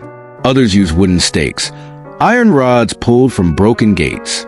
One carries a leg of a table, sharpened on a rock until it looks almost like a blade. But they are not helpless. They know now how to move together, how to stay low, how to listen for hooves in the distance, how to disappear into the brambles at a moment's notice. More join them, runaways from nearby farms, shepherds with bruised ribs, field hands who see the group pass and step out from between rows of wheat, quietly asking, "Are you the ones?" And Spartacus never says yes, but he lets them walk beside him. Within weeks, they are hundreds, and now their needs change. They are no longer hiding. They are surviving in the open. They need food, and not just scraps. They need tools. They need weapons. They need information. And most of all, they need discipline. So the training begins again, not in the sand of the ludus, but in the grass, the fields, the forests. They train not for performance, but for protection. They form lines. They learn to fall back. They learn to hold. A former legionary among them, grizzled, scarred, takes charge of drills. He does not yell. He simply shows. Others follow. Spartacus watches. He does not demand loyalty. He earns it in the way he fights, in the way he refuses more food than anyone else, in the way he kneels beside the sick and waits for their breath to steady. The group, no, now it is something more, begins to feel like a force, still without armor, still without cavalry, but with cohesion, with will. Rome takes notice. Scouts are sent, not soldiers yet, but spies. They see a group of men camped beneath an olive grove, building barricades from tree trunks, weaving brambles into defense walls. They report back. These are not just runaways. These are warriors. The Senate sends warnings to the southern governors. Whispers rise in the markets that the gladiators escaped, that they grow in number, that they move like soldiers. But still Rome hesitates. They are not yet afraid. Not truly. What threat can unarmed men pose? That is the question Rome asks. And Spartacus answers it not with declaration, but with a choice. A villa stands in their path. A wealthy estate, distant from Rome's eyes, full of storerooms and weapons kept in idle safety. The men hesitate. They are tired, hungry, but afraid of crossing a line, taking what is not theirs. Spartacus steps forward. He says nothing. He enters the villa alone. When he returns, he carries a single sword. He plants it in the dirt, and then quietly he speaks. They made us fight for spectacle. Now we fight for tomorrow. The others nod. That night, they take the villa, not in rage, in silence. Doors are barred, torches lit, supplies taken, horses freed. No one is harmed unless they raise a weapon. And in the morning, the men leave, better fed, better armed. The march south continues. But now, it is no longer a march of the desperate. It is a march of the determined. They had expected a chase. What they received was a warning. Rome does not like embarrassment. And a group of escaped gladiators moving freely across the southern countryside, recruiting, foraging, growing, is not just disobedience. It is humiliation. So the Senate sends men, not yet legions, not yet the hardened core of the Roman military machine. Instead, a militia of sorts, a praetor's detachment, lightly trained, lightly armored, confident, too confident. The message is clear. Remind them who rules the land. The soldiers march out from Capua, not cautiously, not tactically. They expect a swift confrontation. They speak of scattering the rebels like frightened sheep. They bring shackles, but they do not bring respect. Spartacus hears of the patrol before it arrives. Word comes from a farmer, or perhaps a sympathetic shepherd. The details are vague. They always are in stories like this. What matters is this: Rome is coming. And so Spartacus prepares, not with fear, with calculation. He chooses a ground, a hillside cut by narrow paths and tall grasses. Trees line the western slope. A creek marks the edge of the valley. Visibility is limited. Movement is constrained. It is not a field. It is a trap. The men of Spartacus do not dress for battle. They have no uniforms, no breastplates polished to shine in the sun. What they wear is patched cloth and leather, stained tunics, and cloaks stolen from abandoned villas. Their weapons are mismatched: farm tools, butcher's knives, stolen swords, sharpened with hardened in fire. They do not stand in formation. They kneel. They crouch low in the grass, their bodies still as the morning dew. The hillside is quiet. Birds chirp, the creek murmurs. It is an ordinary morning. Then the soldiers arrive. There are perhaps a few hundred of them, confident, clean-shaven, mounted and marching with rhythm. Their armor clinks softly. Their standards flutter. They laugh among themselves, pointing at the muddy tracks, the broken carts, the signs of a ragtag camp. To them, this is a formality, a morning's errand. Then a bird call sounds from the trees, the kind of sound that means nothing to a soldier. But to Spartacus's men, it is a signal. They do not leap. They rise slowly, methodically, from the tall grasses, from behind boulders, from the tree line. Quiet, steady, spread wide. The soldiers pause. Confusion, not terror. Not yet. Spartacus stands first at the center of the rise. He holds no banner, just a short Roman sword, gladius, held down in his hand like a tool. His face is calm. He is not shouting. The Romans see him, recognize him, perhaps from whispers, perhaps from reputation. Then, at once, the hillside moves. A rush of sound, not loud but definite. Feet against soil, blades drawn, shouts not of rage but of purpose. The soldiers try to regroup. They form ranks. They raise shields. But the terrain betrays them. The path narrows. The line breaks. Some slip on damp stones. Others stumble over roots and uneven soil. And Spartacus's men descend. This is not a battle, in the way Rome understands battle. There are no horns, no lines of spear and shield. This is a collision. One force fueled by discipline, the other by survival. The soldiers fight well for a time, but they're surrounded, outmaneuvered, outwilled. And when the final blow falls, it is not celebrated. There is no cheer, just the sound of heavy breath and silence. When it ends, the hillside is still again, but changed. Spartacus walks among the fallen. He tells his men to gather weapons, not trophies, to bury the dead, both theirs and Rome's. They are not butchers. They are not thieves. They are something else now. Word travels faster than any scout. Within days, towns whisper, the slaves defeated Rome. Not once, but completely. That they left no man alive, though that is not true. That they now march with banners and war cries, also untrue. But the story grows as stories do. Rome hears it. And for the first time, Rome worries. They send more men, real soldiers, real strategies. But this first hillside, this first wound, will remain in the memory of empire. A warning, etched not in marble, but in earth. That dignity, once awakened, does not sleep again. And Spartacus, calm, observant, walking ahead of his quiet army, does not speak of victory. He speaks of the road ahead, and it stretches long and uncertain. But now it is a road they walk together, as something Rome did not expect. Not slaves, not even rebels, but something else, something free. Chapter 3, A Senator's Evening, Cloaks, Rhetoric, and Hidden Plots. It begins, as it always does, with stillness. The kind of stillness found only where power sleeps lightly. Beyond the chaos of marketplaces and muddy courtyards, beyond the distant cries of slaves in vineyards and the murmurs of soldiers returning from failed hunts, lies another Rome. A Rome of columns and cool shadow.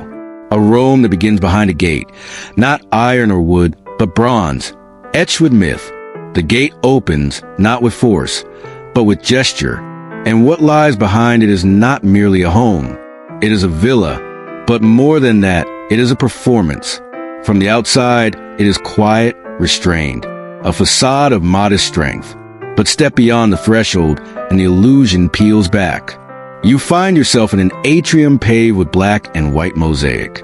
Tiny stones, arranged into a whirl of waves and horses. Neptune's chariot eternally racing across stone. Above, sunlight falls to the compluvium, a rectangular hole in the ceiling designed to bathe the floor in warm light while collecting rainwater in the basin below. The sound of water trickling from a fountain echoes faintly, not loud, not demanding, just present, like the voice of wealth whispering instead of shouting. This is not a place of action. It is a place of influence. From the atrium, corridors stretch like arteries into the heart of the state. Each one is quiet, intentionally so. Sound does not travel far in a senator's home. That is by design.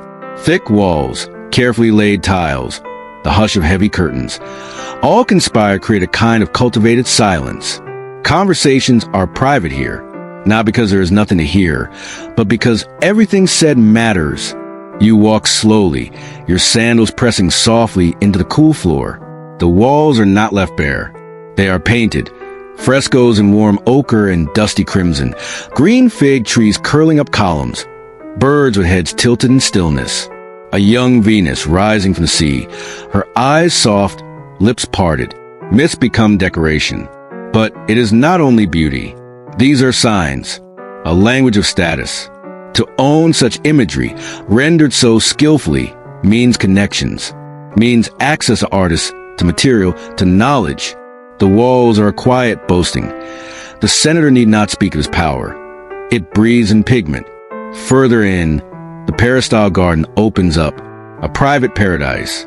Columns surround a square courtyard open to the sky, with trim boxwoods and small marble statues nestled beside lily-filled ponds.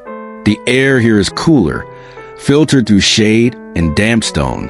A slave walks past, carefully scattering rose petals into the water. Not for fragrance, but for mood, for message. Guests may arrive soon. This is not a place built for labor. It is a place built for theater. The senator may not be here yet, but his presence is felt. You notice it in the arrangement of the couches in the triclinium, the dining room. 3 reclining sofas form a U-shape around a low wooden table, the kind where food is not eaten in haste, but in elegance. Each seat matters. Where one reclines determines their status for the evening. Oil lamps wait unlit, hanging from bronze chains. The light here is never harsh. It pools gently across the tiles, flickers along the curve of a wine jug, touches the edge of a silver bowl without drawing attention to itself. Even light knows how to behave in this space. And beyond that, the library, a modest room, perhaps, but curated. Scrolls stacked in clay niches, each labeled in a scribe's steady hand. Greek philosophy, Roman law, a few lines of poetry copied from memory. Knowledge stored not merely for use, but for impression. A senator is expected to quote Plato at the proper moment, to cite Cicero without hesitation, to gesture at wisdom even when speaking of grain supply. A door is left ajar near the back hall, and beyond it, another world. The slave quarters. Narrow, dim, quiet in a different way. You see none of the mosaics here. The floors are plain, the walls chalk white and unadorned. A basin of water sits beneath a cracked window. A pair of sandals rest beside a cot made of rope and cloth. 2 lives, separated by just a few steps. Luxury, then utility. Authority, then service. And between them, always silence. In the senator's study, the real work is done. A large table dominates the space, not with clutter, but with intention. Sealed scrolls, bronze seals, wax melted into precise shapes. A map of the region, pinned by polished stones, lines inked neatly across it. This is the mind of the villa, where deals are proposed, where messages of Rome are composed with care, folded, tied, delivered on swift horses. No shouted orders here, just decisions, often whispered, often rewritten. The senator himself is not loud. He does not need to be. Power for him is not something wielded. It is something assumed. He does not rush when he walks. His hands are clean. His robe drapes just so. The ring on his finger bears insignia of a family line that traces back through decades. And, according to him, centuries. He receives visitors in the atrium, under the open sky. Clients, petitioners, allies. They do not sit unless offered a stool. They speak carefully. He listens, rarely interrupts. When he does respond, it is with measured words. Language chosen for effect, not clarity. He has learned the art of implication, of saying what he does not say. At dusk, the villa shifts again. Torches are lit. Wine is poured. Curtains are drawn. Musicians arrive, quiet and professional, to pluck the strings of lutes. The triclinium comes alive, soft voices, the clink of cups, the aroma of honeyed meats and cumin-lace bread. Guests recline on cushions stuffed with goose feather, their laughter controlled, their togas spotless. They speak of law, of harvest, of the latest scandal in the forum, always in tones that conceal opinion behind inquiry. Politics here is not debated. It is danced around. And under the table, deals are made with a nod, a passing of a note, a glance. The villa is not just a home. It is a machine. And every column, every floor mosaic, every bowl of figs serves a purpose. The triclinium fills slowly, as if by ritual. Guests arrive one by one, never all at once, each time in their entrance to avoid seeming overeager, or worse, uninvited. A servant murmurs names to the host as they enter, though he already knows who will come. A senator's guest list is never casual. Reclining, not sitting, is the rule here. The couches are soft, arranged in a crescent that opens toward the center table. This shape matters. It's not just for comfort. It's for proximity. Who leans close to the senator and who must turn their head to speak across the room. Status, even in repose. The food arrives in stages. Olives first, steeped in citrus. Then fresh bread, the crust is cracked, the steam soft as silk. Honeyed dormice follow, then roasted fish with pomegranate glaze. But no one is here for food. They're here for words. The triclinium fills slowly, as if by ritual. Guests arrive one by one, never all at once, each timing their entrance to avoid seeming overeager, or worse, uninvited. A servant murmurs names to the host as they enter, though he already knows who will come. A senator's guest list is never casual. Reclining, not sitting, is the rule here. The couches are soft, arranged in a crescent that opens toward the center table. This shape matters. It's not just for comfort. It's for proximity. Who leans close to the senator and who must turn their head to speak across the room. Status, even in repose. The food arrives in stages. Olives first, steeped in citrus. Then fresh bread. The crust is cracked, the steam soft as silk.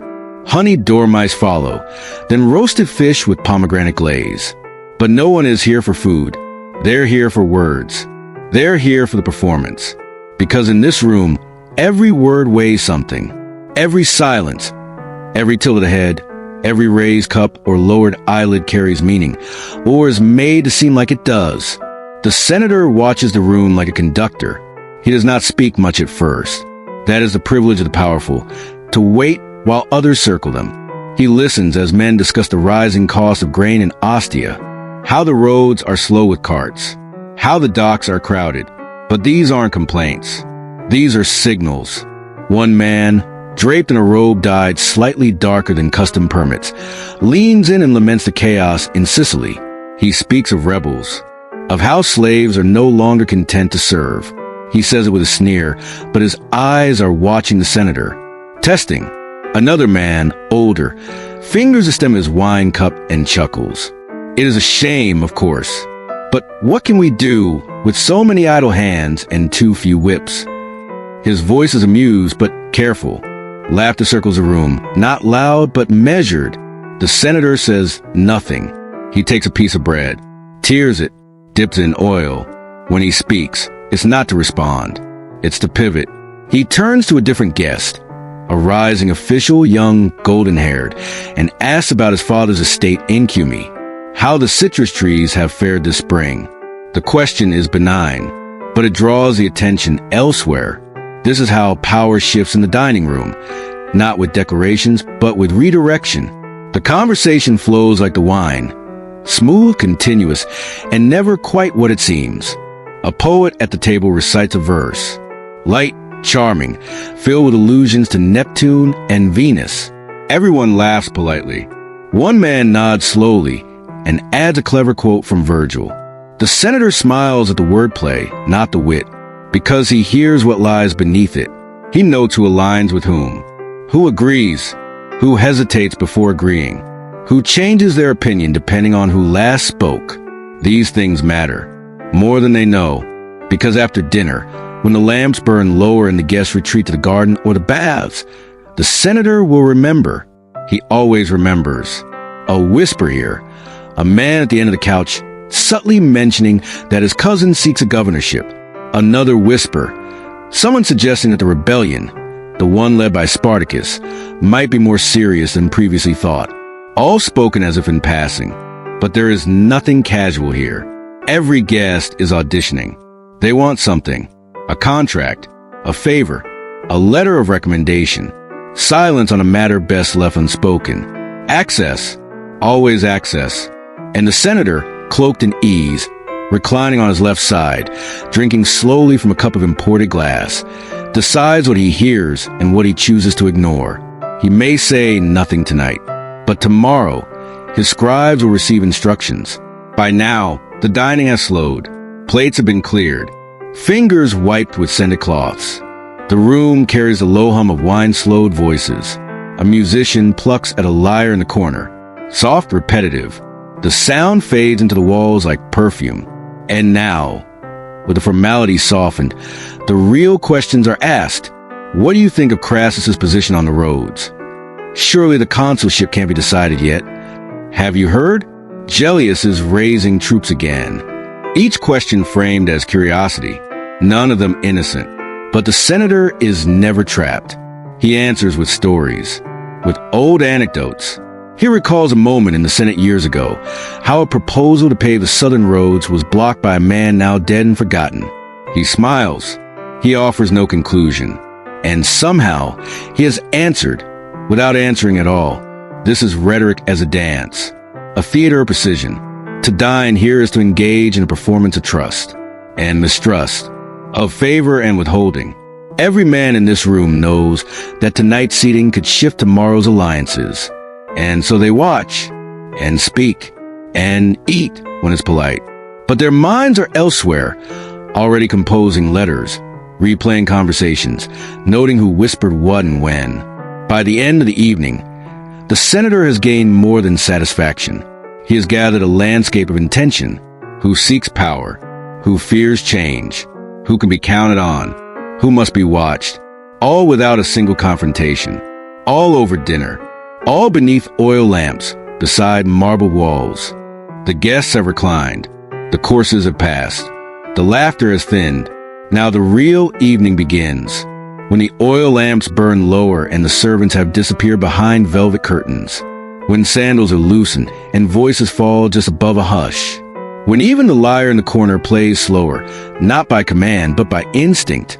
This is the hour of subtle power. The senator does not announce anything. No one clears their throat for silence. No hand is raised for attention. Instead, a shift happens naturally. One man rises from triclinium, holding his wine rather than drinking it, and quietly moves toward the peristyle garden. Another follows, as if by coincidence. A third lingers near the doorway. There is no pattern, but there is intention. Some slip away into the courtyard. Others lean against columns beside cooling braziers. Their robes fall in graceful folds. Their hands remain empty. There is nothing to write down here, nothing to sign. This is not the Senate, where law is born. This is where the prelude is whispered. The senator appears not long after, casually, as if stretching his legs, as if he, too, just wanted to enjoy the moonlight. But he moves with precision, his feet brushing only the dry stones of the path, never the soft grass where footprints might be seen. He joins the pair near the water basin. There are no greetings. They've already greeted. Instead, he listens. One speaks first, a preacher from the south, his voice low and deliberate. He mentions a tax, one that will likely pass. He wonders aloud whether the senator has considered its effect on trade routes. He asks this while admiring the stonework of the fountain, never turning to face him. The senator responds not with position, but with a question. Is it the tax that concerns you or the man proposing it? A pause. Then, both. The senator nods, not agreeing, merely acknowledging that he heard. His eyes don't blink often. They stay fixed on the rippling reflection in the water, a mirror of the sky broken by silver rings. Another voice joins in. A provincial governor, lean and cold-eyed, speaks about a rebellion. The same one everyone has whispered about, the one swelling like a bruise in the south. He wonders whether it is serious, whether Crassus should be trusted to handle it, or if the Senate should prepare alternatives. No one says the word intervene. No one says sabotage. But the meaning is clear. There are things in Rome too dangerous to name aloud, even in gardens. This is a pact. This is how it begins. Not with raised hands or scratch seals, but with carefully shaped sentences. With shared concerns, shared enemies, shared ambitions folded between layers of courtesy. The senator does not rush. He listens more than he speaks.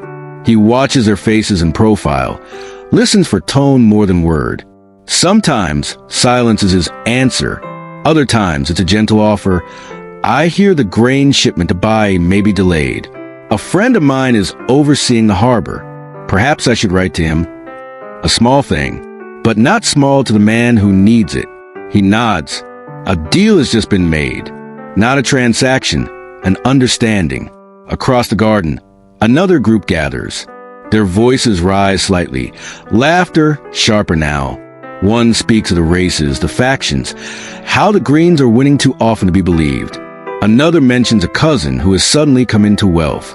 Another chuckles and says, wealth or favor? Again, no direct accusations, but the words are like threads, pulled carefully. And the senator, still near the fountain, notices these men, not fools but lesser players, are eager, too eager. And he makes a mental note. Sometimes pacts are not about who you join, but who you keep at a distance. Later, in the library, the conversations continue. The guests have thinned. Those who came only for food and proximity have departed. What remains now is a core, the trusted few, the circle within the circle. The senator leans near a tall candle, reading a scroll not because he needs to, but to appear occupied. It is a kind of invitation, the subtle invitation of a man who welcomes quiet words spoken to behind his shoulder.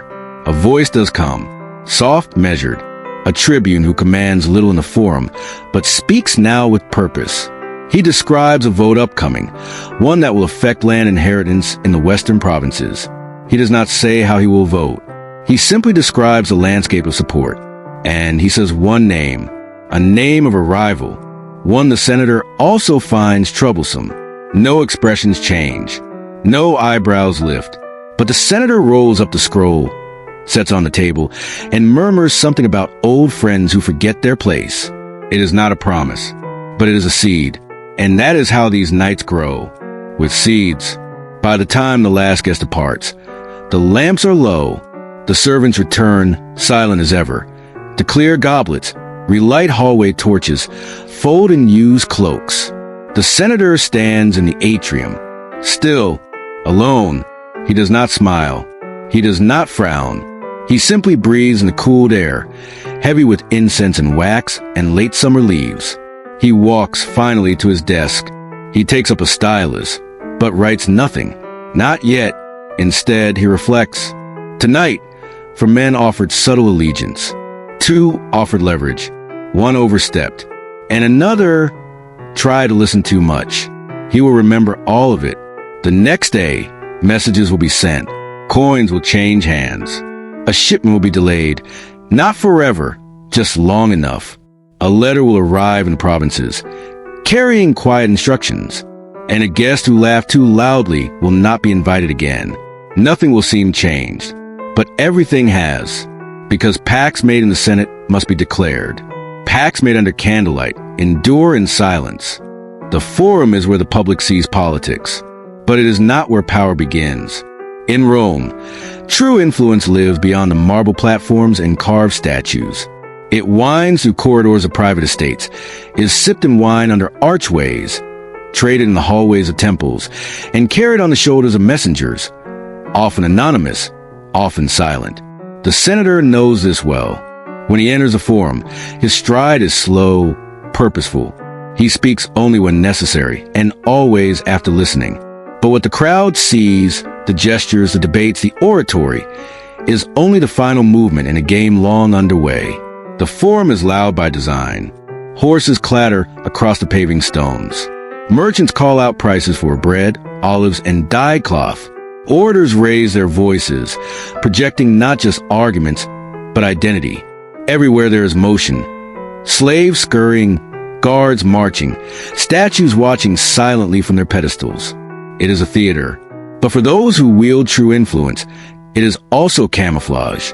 The senator walks slowly through the porticos, not avoiding attention, but never lingering long enough to invite it. His toga is impeccably arranged, not ostentatious, but rich in its folds, thick fabric, tightly woven, dyed the soft cream of high citizenship. He moves with deliberation, but not with haste.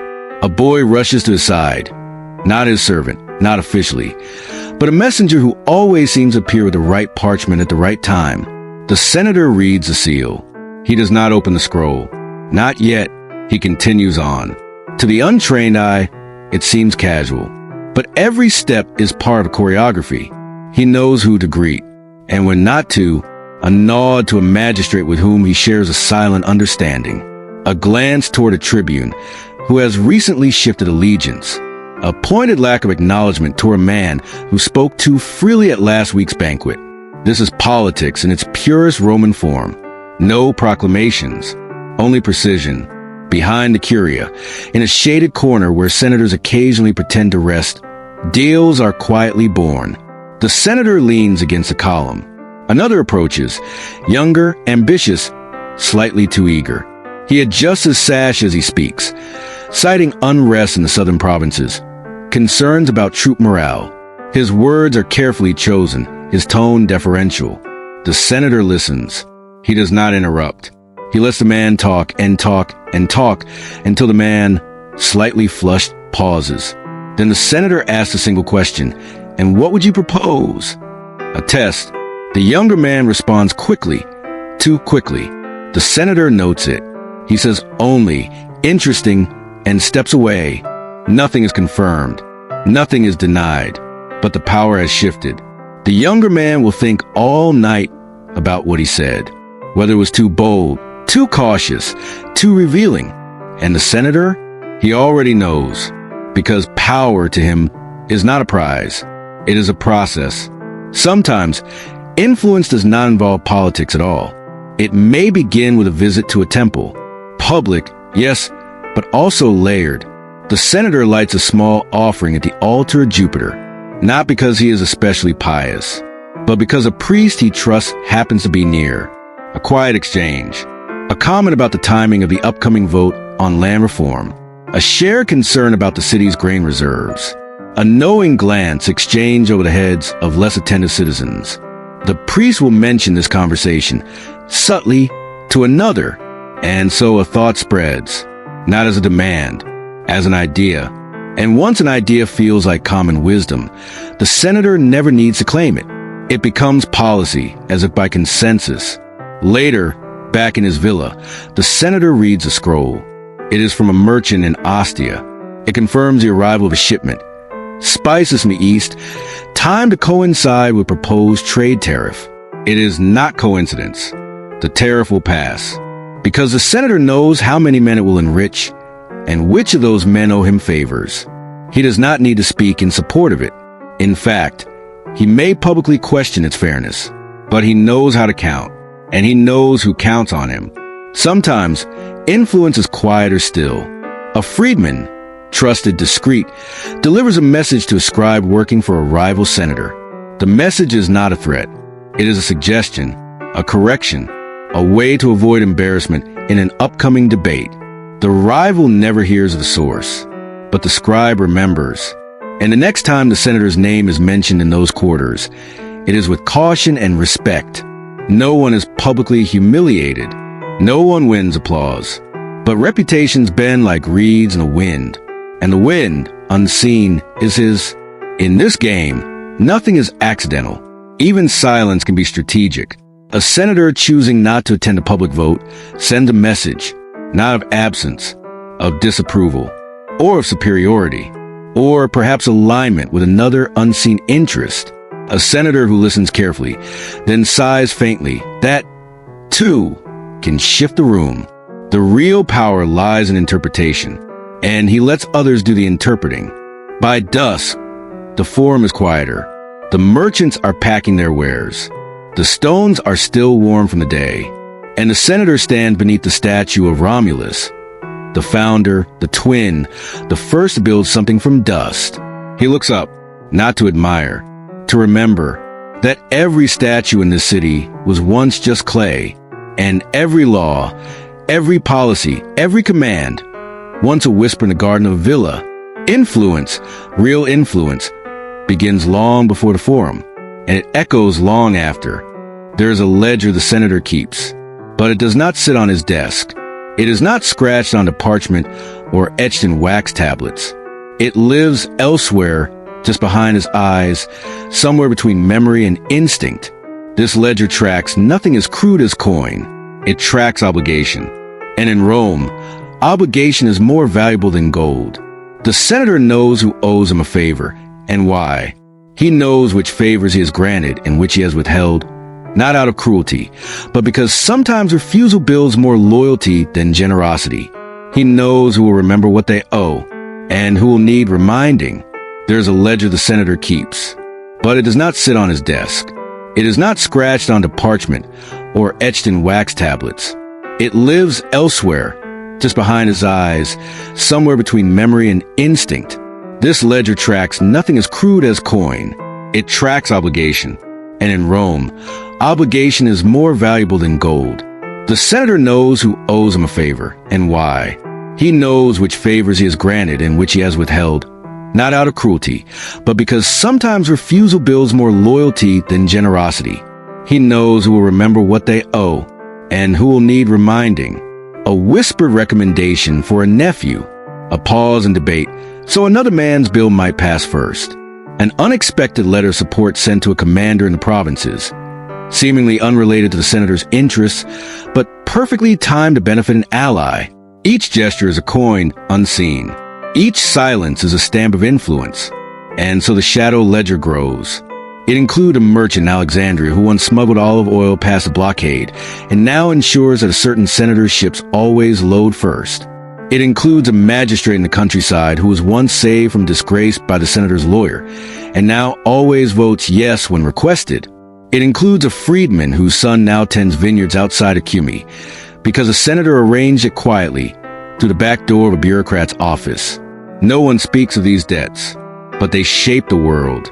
The senator walks through his villa late in the evening, past the slaves who bow their heads without a word, past the atrium, where the fountain bubbles faintly, a sound he's learned to tune out over the years. He enters the tablinum, his private receiving room, where no guests are allowed after sundown. Here, he does not keep scrolls of finances. He keeps letters, old ones, tied in ribbon, coded in habit. Some are short, mere names. Others are filled with thanks, veiled requests, quiet praise. He does not read them often. He doesn't need to. He remembers. There was a senator, now dead, who once shared his table 3 times in one season. That was no accident. He owed a debt, not financial but personal, a matter involving a wayward cousin, a discreet physician, and a silence paid in loyalty. Another letter bears the seal of a soldier, now long retired, a man once accused of cruelty, whose family was spared exile because the senator delayed a vote by 1 crucial hour. The man still sends gifts to Saturnalia, modest, but always addressed to my patron. And then there are the unwritten entries. The woman whose son attends school in Athens because of a donation never publicized. The architect whose bathhouse permit appeared after a private consultation.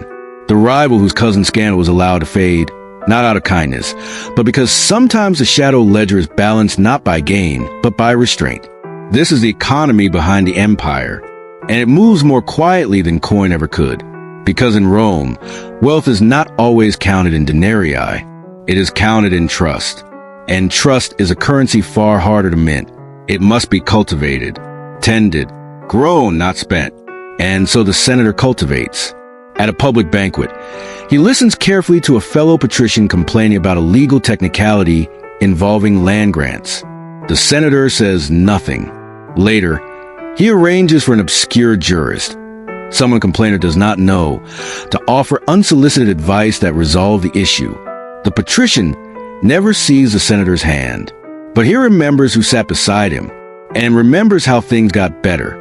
And that is enough. The next time a vote hangs uncertain, that patrician hesitates, then votes the senator's way, not because he was ordered, but because the ledger whispered. In some cases, the debts are generations deep. A favor granted by the senator's grandfather becomes an inherited alliance. A freedman's loyalty passed to his son. A marriage arranged 20 years ago, strategic, discreet, now bearing fruit in the form of a young relative rising to the military. The senator does not need to speak of these connections. He simply refers to them by glance. His family? Ah, yes, old friends. No further explanation is required. In Rome, lineage and debt often grow from the same vine. There is danger, of course. Every favor extended is a door opened, and every debt a risk. A man who cannot repay may become desperate. A man who repays too early may become unpredictable. The senator watches carefully. When a man grows too powerful too fast, he begins offering favors before repaying old ones. The senator withdraws. A delayed letter, a missed invitation, a cold glance in the forum. No confrontation, only distance, because the ledger must be maintained, not only in balance, but in order. And yet, it is not about manipulation, at least not always. There are moments when the senator gives without expecting return. A slave's daughter whose dowry is arranged quietly, a local poet whose work is read aloud at a dinner, and who later finds a patron waiting with scroll in hand. These acts are not calculated. They are curated, because power in Rome is not just about control. It is about memory and reputation. And when the senator's name is spoken behind closed doors, he wants it to land softly, not with fear, but with recognition. The ledger grows, not in ink, but in gesture, and it will never be closed. Because in Rome, what you are owed defines who you are.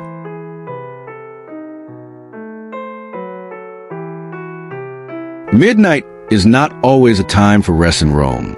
For a senator, it is often when the most important matters begin. The halls of the villa are quieter now, not silent, but hushed like a library of moving shadows. Slaves move with sandals removed, their feet brushing the mosaic floors. A torch is lit outside the senator's private study, a signal, not for the public, but for those who know what it means. The night audience has begun. Midnight is not always a time for rest in Rome. For a senator, it is often when the most important matters begin. The halls of the villa are quieter now, not silent, but hushed like a library of moving shadows. Slaves move with sandals removed, their feet brushing the mosaic floors. A torch is lit outside the senator's private study, a signal, not for the public, but for those who know what it means. The night audience has begun. This is not a time for scrolls or speeches. This is a time for masks. The first visitor arrives cloaked, not because he needs secrecy, but because secrecy is expected.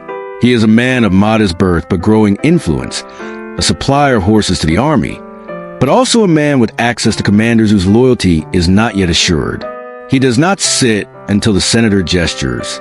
He says little at first, compliments the quality of the wine, asks about the senator's health, remarks on the changing air. The real conversation only begins after the second cup is poured. He speaks of a young equestrian officer in the north. Brave, popular, perhaps too popular. There are rumors he may stand for office earlier than tradition allows. He is not asking the senator to stop him.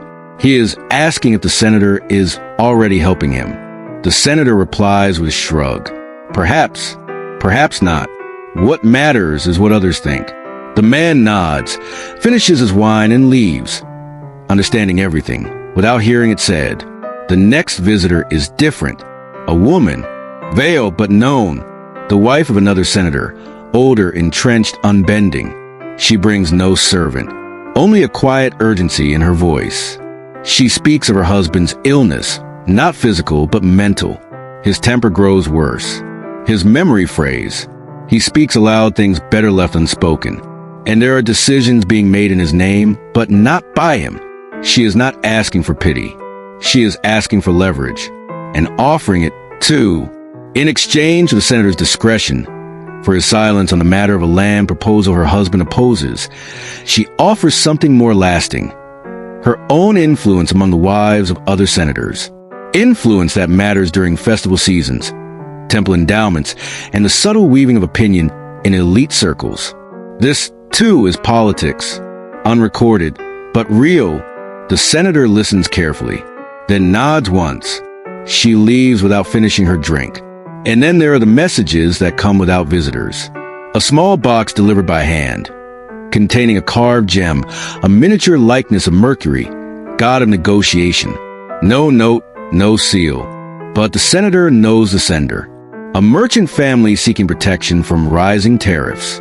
He places the gem on a shelf.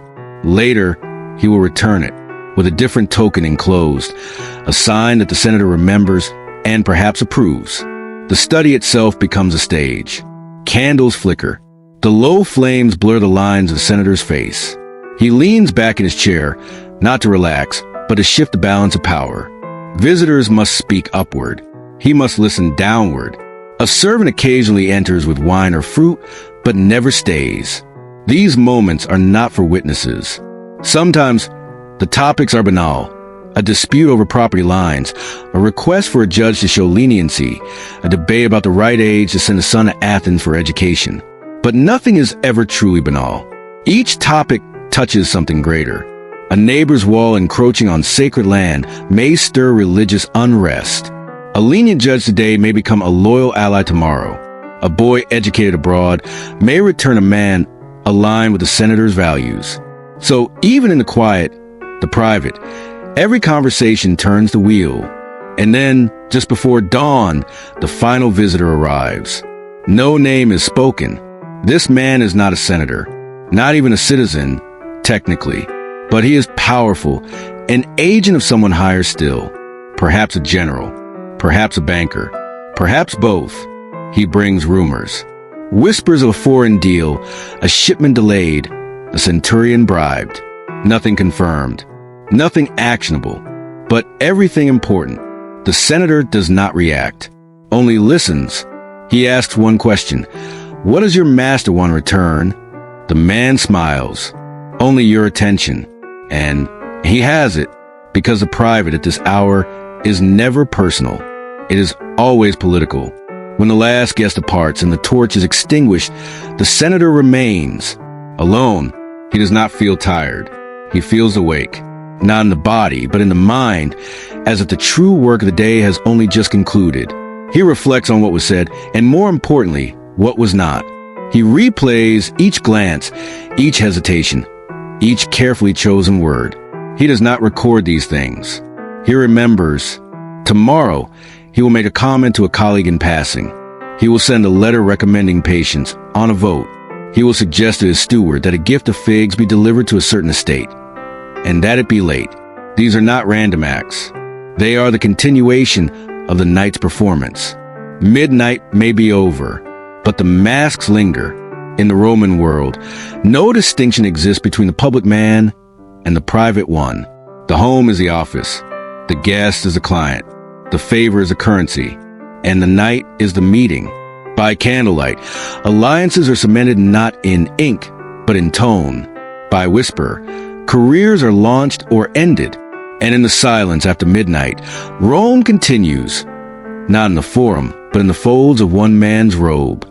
A senator's life is measured in optics, not truth, not even outcomes, but the image he casts, the posture he maintains, the shadows he hides behind, and the light he stands in when it is required of him. The laurel wreath, symbol of triumph and virtue, is not worn literally, but hovers always above him, invisible and heavy. It is both crown and yoke. Every word must echo restraint. Every nod must suggest confidence. Even silence must feel intentional. By day, the senator is watched. By clients, by peers, by rivals, by slaves. By night, he is remembered. And in both, he must never falter. A senator's life is measured in optics, not truth, not even outcomes, but the image he casts, the posture he maintains, the shadows he hides behind, and the light he stands in when it is required of him.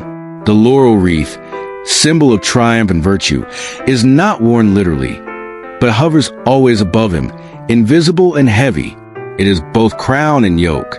Every word must echo restraint. Every nod must suggest confidence. Even silence must feel intentional. By day, the senator is watched.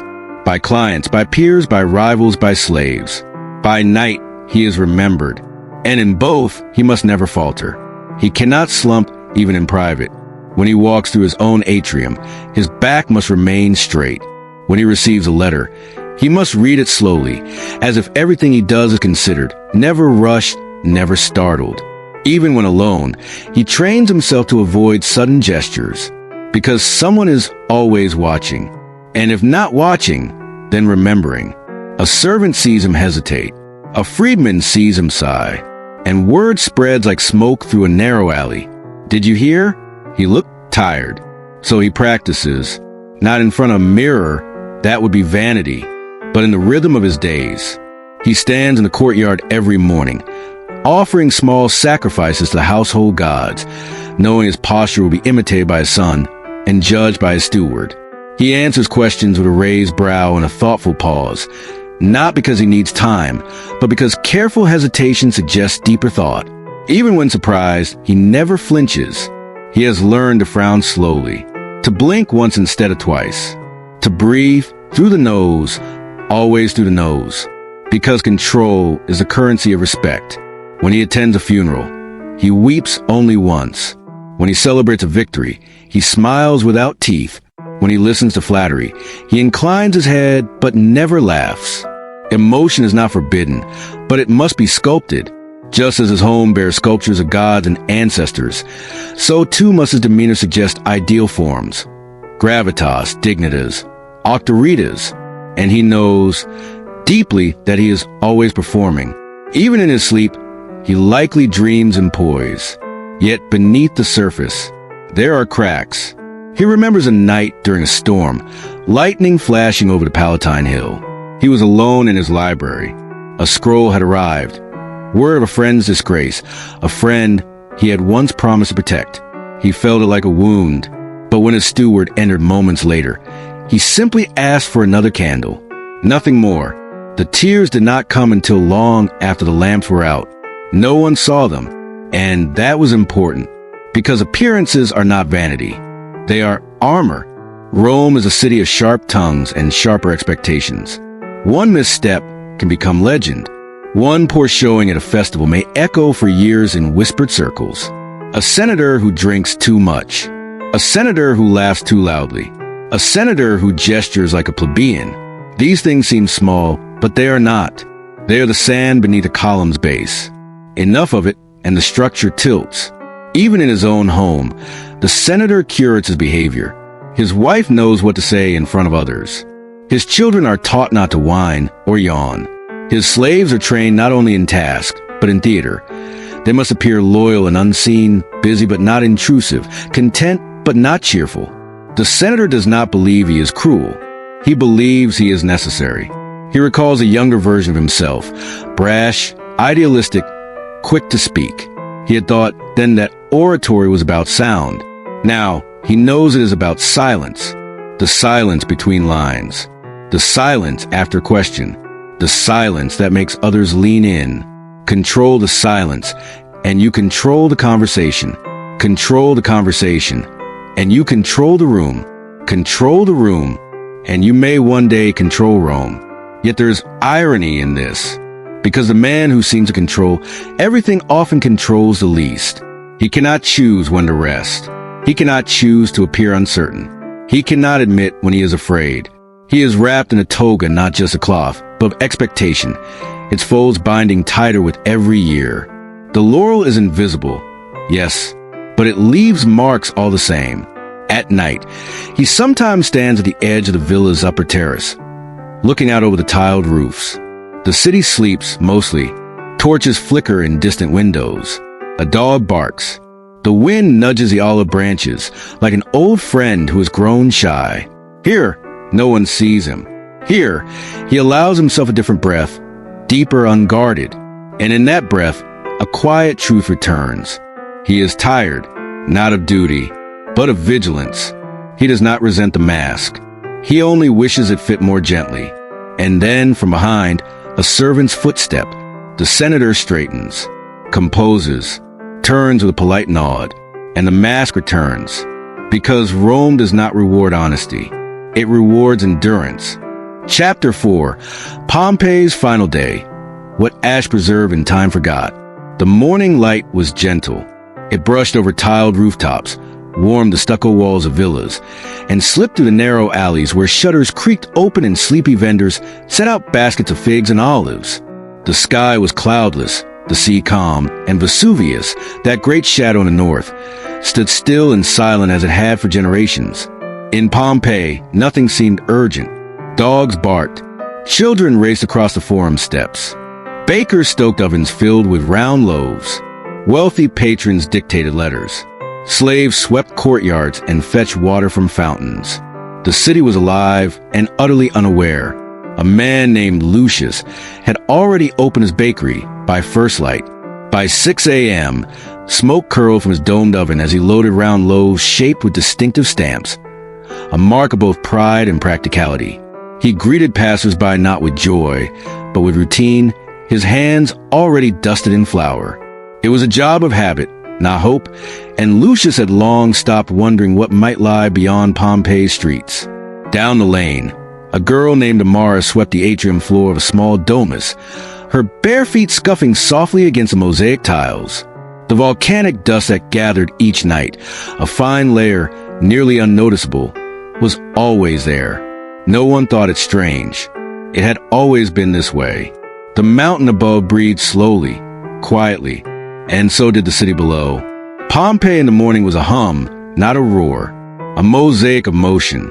At 7 a.m., Gaius the priest lit incense at the temple of Apollo, a slow, practiced gesture, one hand over the flame, the other extended in supplication.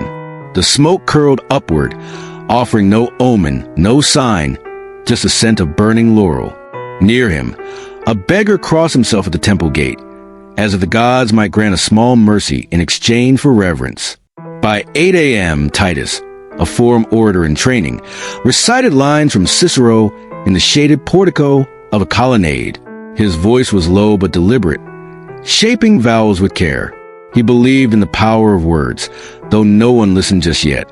His audience that day was only the echo of his own voice bouncing off stone. Children darted past him, chasing one another through archways and across the stone plaza. Their laughter rang against marble. One girl, Flavia, paused only to scoop up a set of knucklebones from the dust before vanishing around the corner, her sandals slapping rhythmically on the ground. By mid-morning, the markets had stirred to life. Stalls crowded the forum with dried fish, dyed cloth, and vegetables pulled fresh from gardens just beyond the city walls.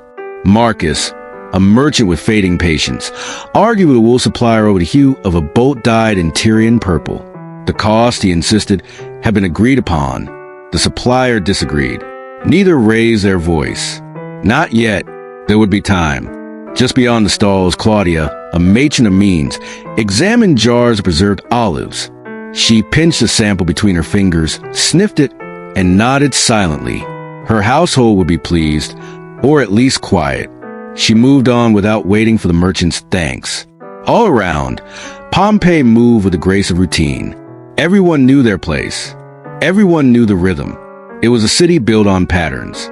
from the flick of a priest's wrist to the cadence of a magistrate's morning walk. From the exacting pace of shoemakers stitched to the way sunlight filtered through high windows into the bathhouse frigidarium. Even the slaves move in choreography, invisible but essential. They wash linens, polish bronze, fan their masters, listen carefully when they were not meant to, and when no one looked, they whisper to one another about a neighbor's secrets, a senator's mistress, a merchant's debt, not out of rebellion, but because secrets were the only currency they could keep. The villas near the edge of town were quieter, not less alive, just more measured. Their courtyards were filled with potted laurel and carved fountains. Their inner rooms remained cool even in sunlight. Walls were adorned with frescoes, some sacred, some scandalous, all vivid. In one such villa, a scribe sharpened his stylus and prepared to copy a poem onto fresh wax. His master had dictated the night before, a rambling verse about the changing tides and a lost lover. The scribe didn't understand it, but he knew the pauses, knew where the rhythm belonged. Art did not need meaning. It needed form.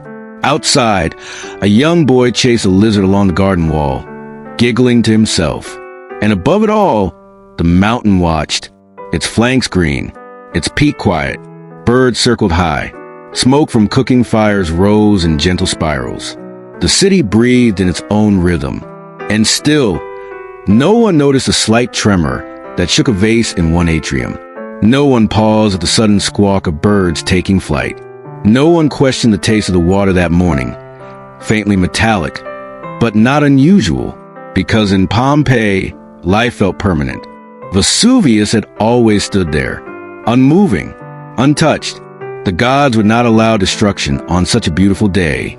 Even as the sun climbed higher, there was no fear, only the clatter of carts, the splash of water at the baths, the murmurs of lovers beneath archways, the shuffle of sandals against stone. By noon, the wine shops were half full. Laborers shared loaves of bread by the shade of a public fountain. And above the forum, pigeons circled lazily, oblivious of the silence that would soon take their place. Life in Pompeii that morning was neither extraordinary nor forgettable, and that is what makes it unforgettable. It began with a sound too deep to place. Not a boom, not a roar, more like pressure shifting inside the chest, like the air itself had swallowed something too large and was holding its breath. And then, far above the city, the sky split. A plume, dark, rising, deliberate, clawed upward from the mountain's throat. The people of Pompeii paused. A few pointed, some laughed nervously, others looked away, because the mind, when faced with something it cannot explain, reaches first for familiarity. It began with a sound too deep to place. Not a boom, not a roar, more like pressure shifting inside the chest, the way air feels before a storm. Dense, anticipatory, as if the atmosphere itself had drawn a breath and would not release it. Then came the plume. It rose slowly, deliberately, a column of darkness blooming upward from Vesuvius, like ink spilled into a bowl of water. At first, it looked unreal, almost painted. Smoky tendrils swirled against the pale blue sky, spiraling higher and higher. The people of Pompeii paused. A few pointed, some laughed nervously. Others looked away, pretending not to notice. Because when something unknown enters a familiar world, the first instinct is not panic. It is hope. The quiet, stubborn hope that things will go back to normal. Near the forum, a vendor selling flatbread looked up and muttered something about Vulcan stirring his forge. A woman crossing the courtyard stopped, adjusted her scarf, and kept walking. In the baths, a slave boy glanced at the ceiling when a fine mist of dust rained down from the rafters. His master didn't look up. In a villa near the edge of town, a wealthy man squinted at the column of smoke and said calmly, "It will pass." And then he returned to his scroll. But it did not pass. The sky darkened, not from clouds, but from ash, fine as flour, dry as bone. It drifted downward in soft, gray whispers, collecting on rooftops, clinging to laundry, settling into hair. It coated fruit stands, made bread taste of stone. It dimmed the sunlight, not with shadow, but with haze. Still, there was no alarm, because it was not yet loud, not yet hot, not yet unignorable. By midday, the tremors began. Subtle at first, a shiver in the cup of wine, a quiver in the bronze spoon. Pots fell from shelves. A statue rocked on its pedestal. A child cried, and her mother hushed her, more out of habit than fear. At the temple, the altar cracked down the center. The priest said nothing, but he looked toward the mountain. And for the first time that day, he said a prayer not meant for ceremony, but for safety. The column above Vesuvius widened. Ash now fell like rain. The air smelled of sulfur and copper. Breathing became dry, thirsty work. Dogs began to bark uncontrollably. Birds vanished. Some people began to leave. Not many, just a trickle. Mostly the poor, those with little to carry and no reason to stay. The wealthy watched them go and shook their heads. It will settle, they said. These things happen. But the mountain disagreed. At the amphitheater, a scheduled performance was postponed. Too much ash on the stage. Not enough visibility. The crowd dispersed reluctantly, muttering. There had been no announcement. Only a quiet consensus that things were no longer quite right. Still, shops remained open. Still, letters were delivered. Still, lunch was prepared. But the rhythm was changing. The comfortable hum of Pompeii now carried a note of dissonance. A high-pitched unease, like a string pulled too tight. Shortly after 2 p.m., the tremors returned, stronger now. Walls shook, roof tiles slid. A statue toppled in a public square, shattering its nose on the stones below. Now, people stopped pretending. The streets began to fill with voices. Some called out names. Some shouted prayers. Some just ran, no destination, only direction. A slave broke from her master's household and disappeared into a back alley. A merchant locked his doors, not to protect his wares, but to create the illusion of control. And above it all, the mountain bellowed. The ash grew thicker. It clogged nostrils. It turned skin gray. It filled mouths that opened in fear. People wrapped cloth over their faces. They carried their children. They searched for water. The fountains had run dry. By now, the sky had darkened to twilight, though the sun still hovered above the horizon. The light was stolen not by nightfall, but by the suffocating density of what rose above them. The column had reached the stratosphere, and with it came the first stones. Pumice, small, sharp, deceptively light, fell like hail. It bounced off rooftops, shattered pottery, bloodied scalps. People began to bleed. Some collapsed under the weight of their belongings, bags, baskets, crates, carried too far, too fast. Others turned back for loved ones. Some never returned. One man, a scribe named Quintus, attempted to record the events. He dipped his stylus into ink and wrote by candlelight, despite the shaking ground. He would never finish the scroll, but the wax tablet was later found, still legible, a fragment of fear, sealed in silence. At 4 p.m., the city's rhythm was gone. The bakeries had emptied, the baths abandoned mid-soak. Shops stood unlocked. Homes stood silent. Only the footsteps remained, frantic, scattered, muffled by ash. And above, the sky roared again. Not thunder, not wind, but something deeper, a pressure breaking free. The cracks in the sky had become wounds, and through them poured a storm that had waited centuries. At first, it had been noise, tremors, shouts, the slap of sandals on stone, the groan of wood beams, the crack of pottery falling from high shelves. But by nightfall, it was silence that filled the streets, not because the mountain had quieted, but because the people had. They no longer ran.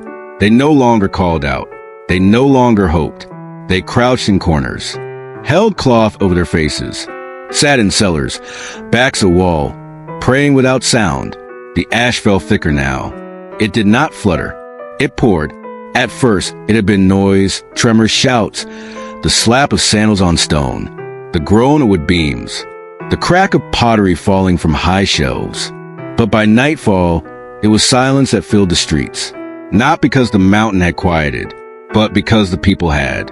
They no longer ran. They no longer called out. They no longer hoped. They crouched in corners, held cloth over their faces, sat in cellars, backs of the wall, praying without sound. The ash fell thicker now. It did not flutter. It poured, like snow but warm, like sand but dry, like time itself had turned to dust and was trying to erase what remained. By this hour, Pompeii was almost still. The wind had died, muffled by the weight of falling ash. Fires smoldered beneath collapsed roofs. Wooden shutters, once swinging wildly, now hung motionless. Statues peered into gray nothingness, their details slowly vanishing beneath the relentless drift. The streets, once crowded with escape, were now empty, and those still alive had gone below, into storage cellars, into cramped kitchens, into vaults beneath temples. Some had gone in families, some alone. They sealed doors with wet cloth, broke furniture to make barricades, huddled together for warmth or simply for the reassurance of another heartbeat. The air inside these refuges was close, heavy. The ash crept through cracks. It entered lungs like smoke, but with no fire to flee from. It coated tongues, made every breath taste of salt and metal. Lips cracked, eyes wept dry tears. A child whispered for water, but there was none.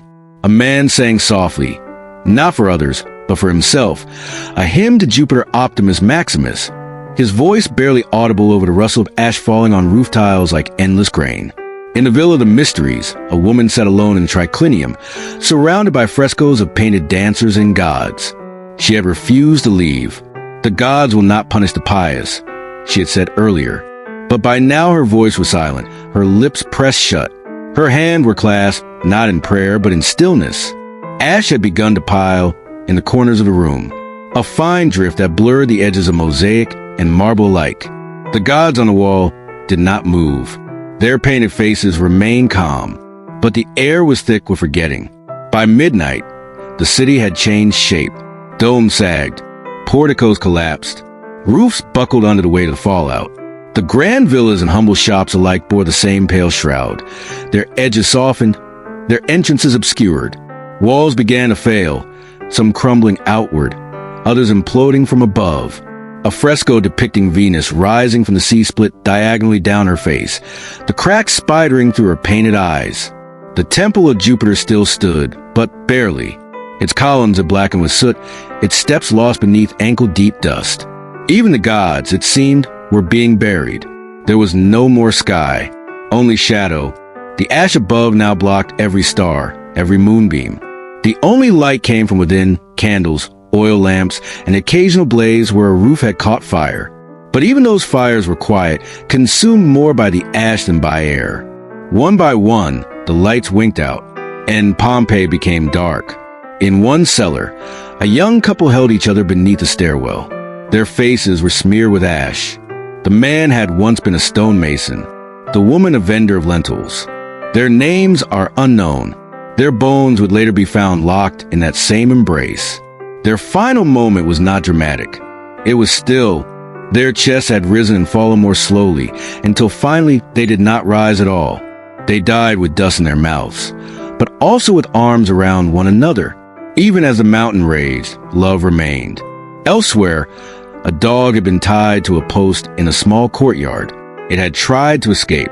The loop in the chain told the story. Scratches on the ground, a shallow trench of struggle. Eventually it lay still. The outline would later be cast in plaster, frozen mid-pull. Even the animals had tried to understand. Some tried to flee even in the final hours. One man was found near the city gate. He had a bag of coins, some jewelry, a bronze lamp. He had made it to the edge of Pompeii, but not beyond. Perhaps he had stopped to look back. Perhaps he thought he could return. He never did. Inside a bakery, loaves of bread still sat in the oven. The fire had gone out, but the shape remained, round, marked, still whole beneath a dusting of ash. No hand would ever eat them, but they endured, symbols of a life interrupted, not ended.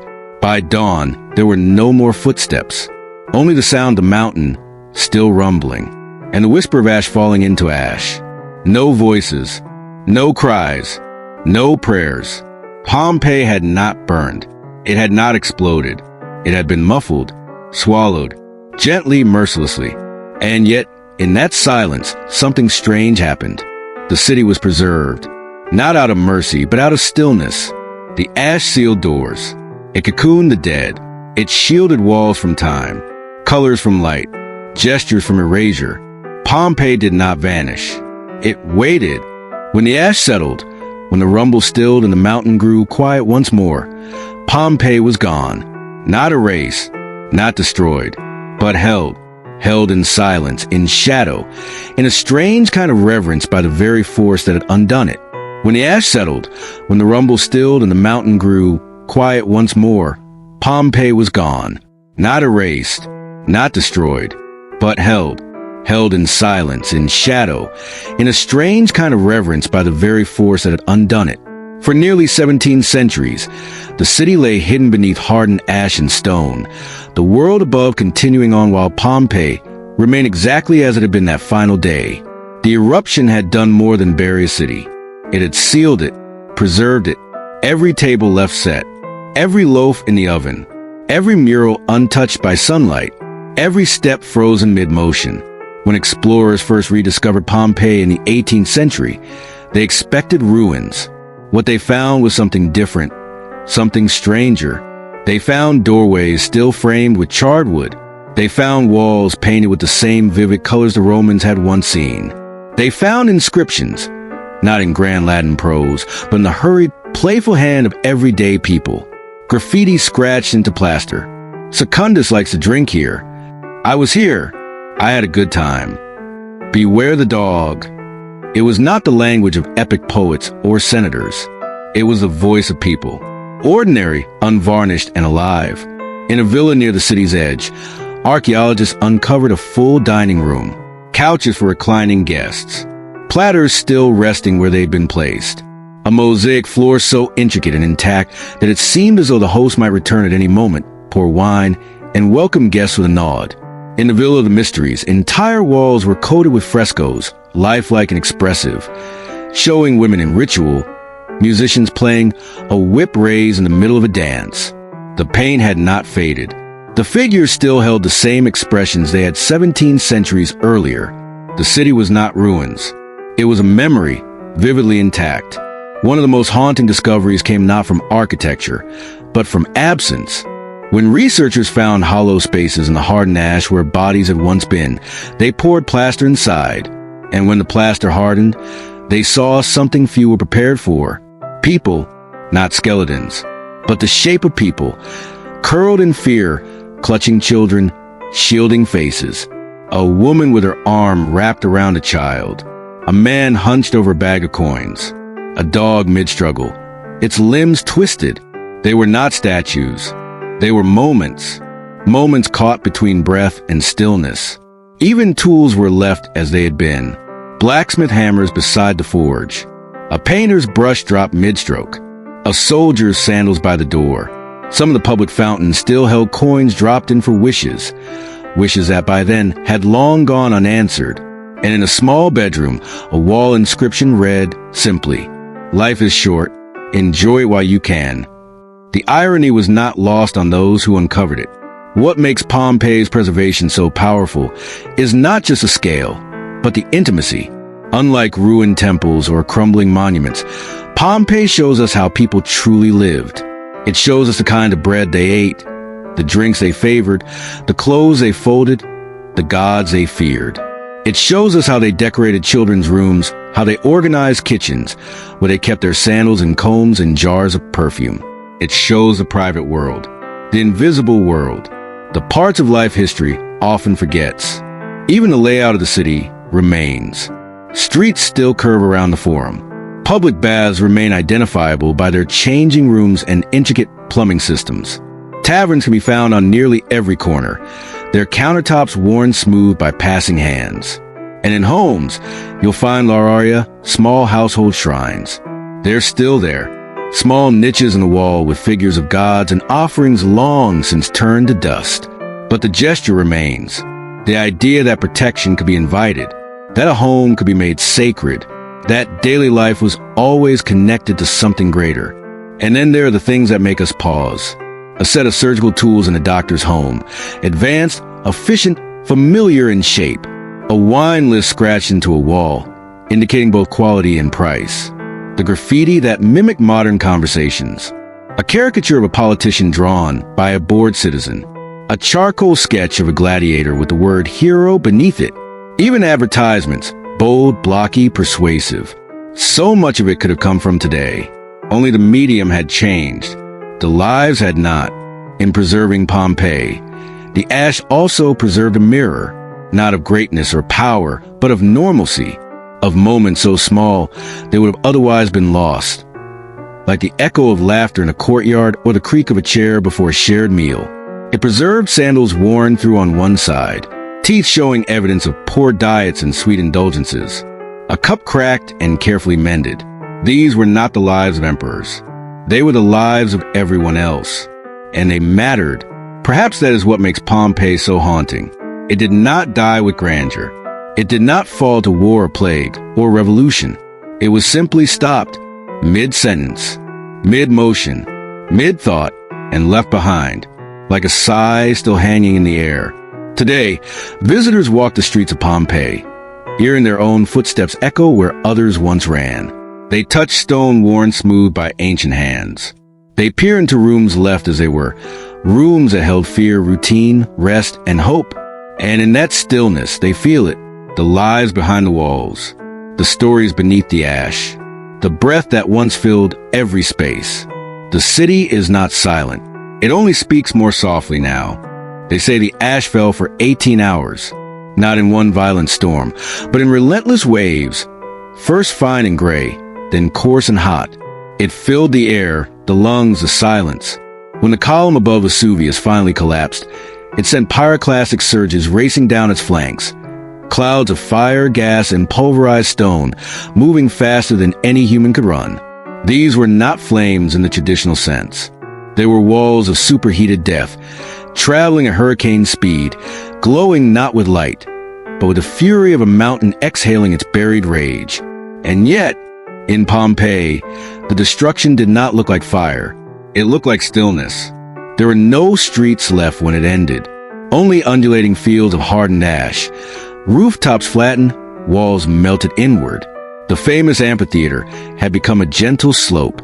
Temples vanished beneath a pale crust. Entire city blocks were entombed so thoroughly that centuries passed before anyone realized what lay beneath the vineyards and olive groves. The harbor had disappeared. The coastline itself had shifted. Even the river that once curved nearby changed its course, forgetting the city it once served.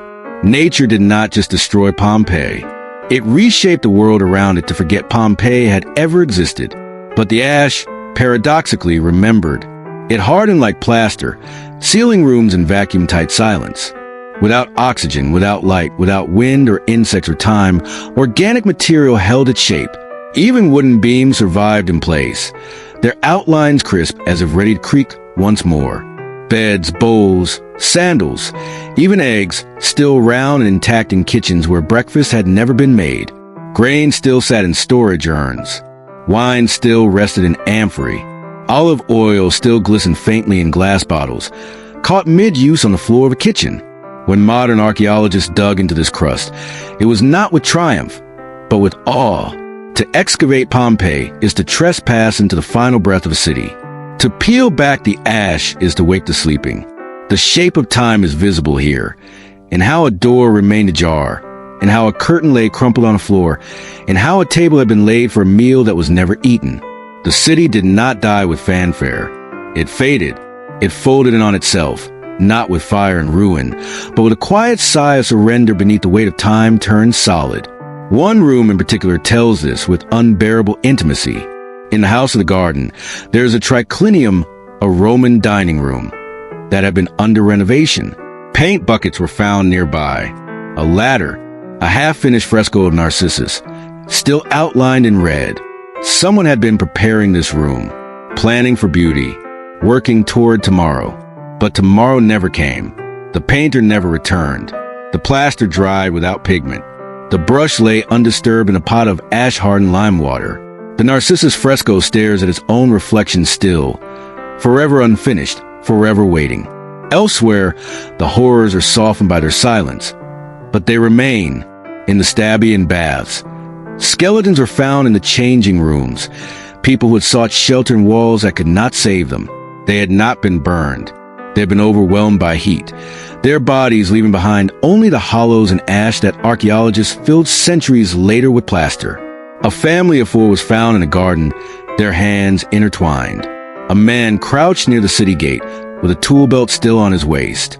A pregnant woman lay curled beside a cradle. These are not myths. These are shapes, preserved not in legend but in stone. And yet, with all this, there's also resilience. The same ash that suffocated life also protected memory. It created one of the only places in the world where you can walk into an ancient bedroom and see how the bed was made, where you can look at a counter and understand what was sold there, where you can sit in a theater and feel, not imagine, the echo of applause. Pompeii was not saved, but it was spared in a strange, haunting way for us to find, for us to remember, for us to wonder. The disaster of Pompeii is one of nature's greatest contradictions. It was an ending and a preservation, a calamity and a time capsule, a moment of chaos sealed with eerie peace. We don't know the names of most who died, but we see their footsteps. We read their graffiti. We hold their tools. We walk their streets. And in doing so, we listen to ash, to silence, to time.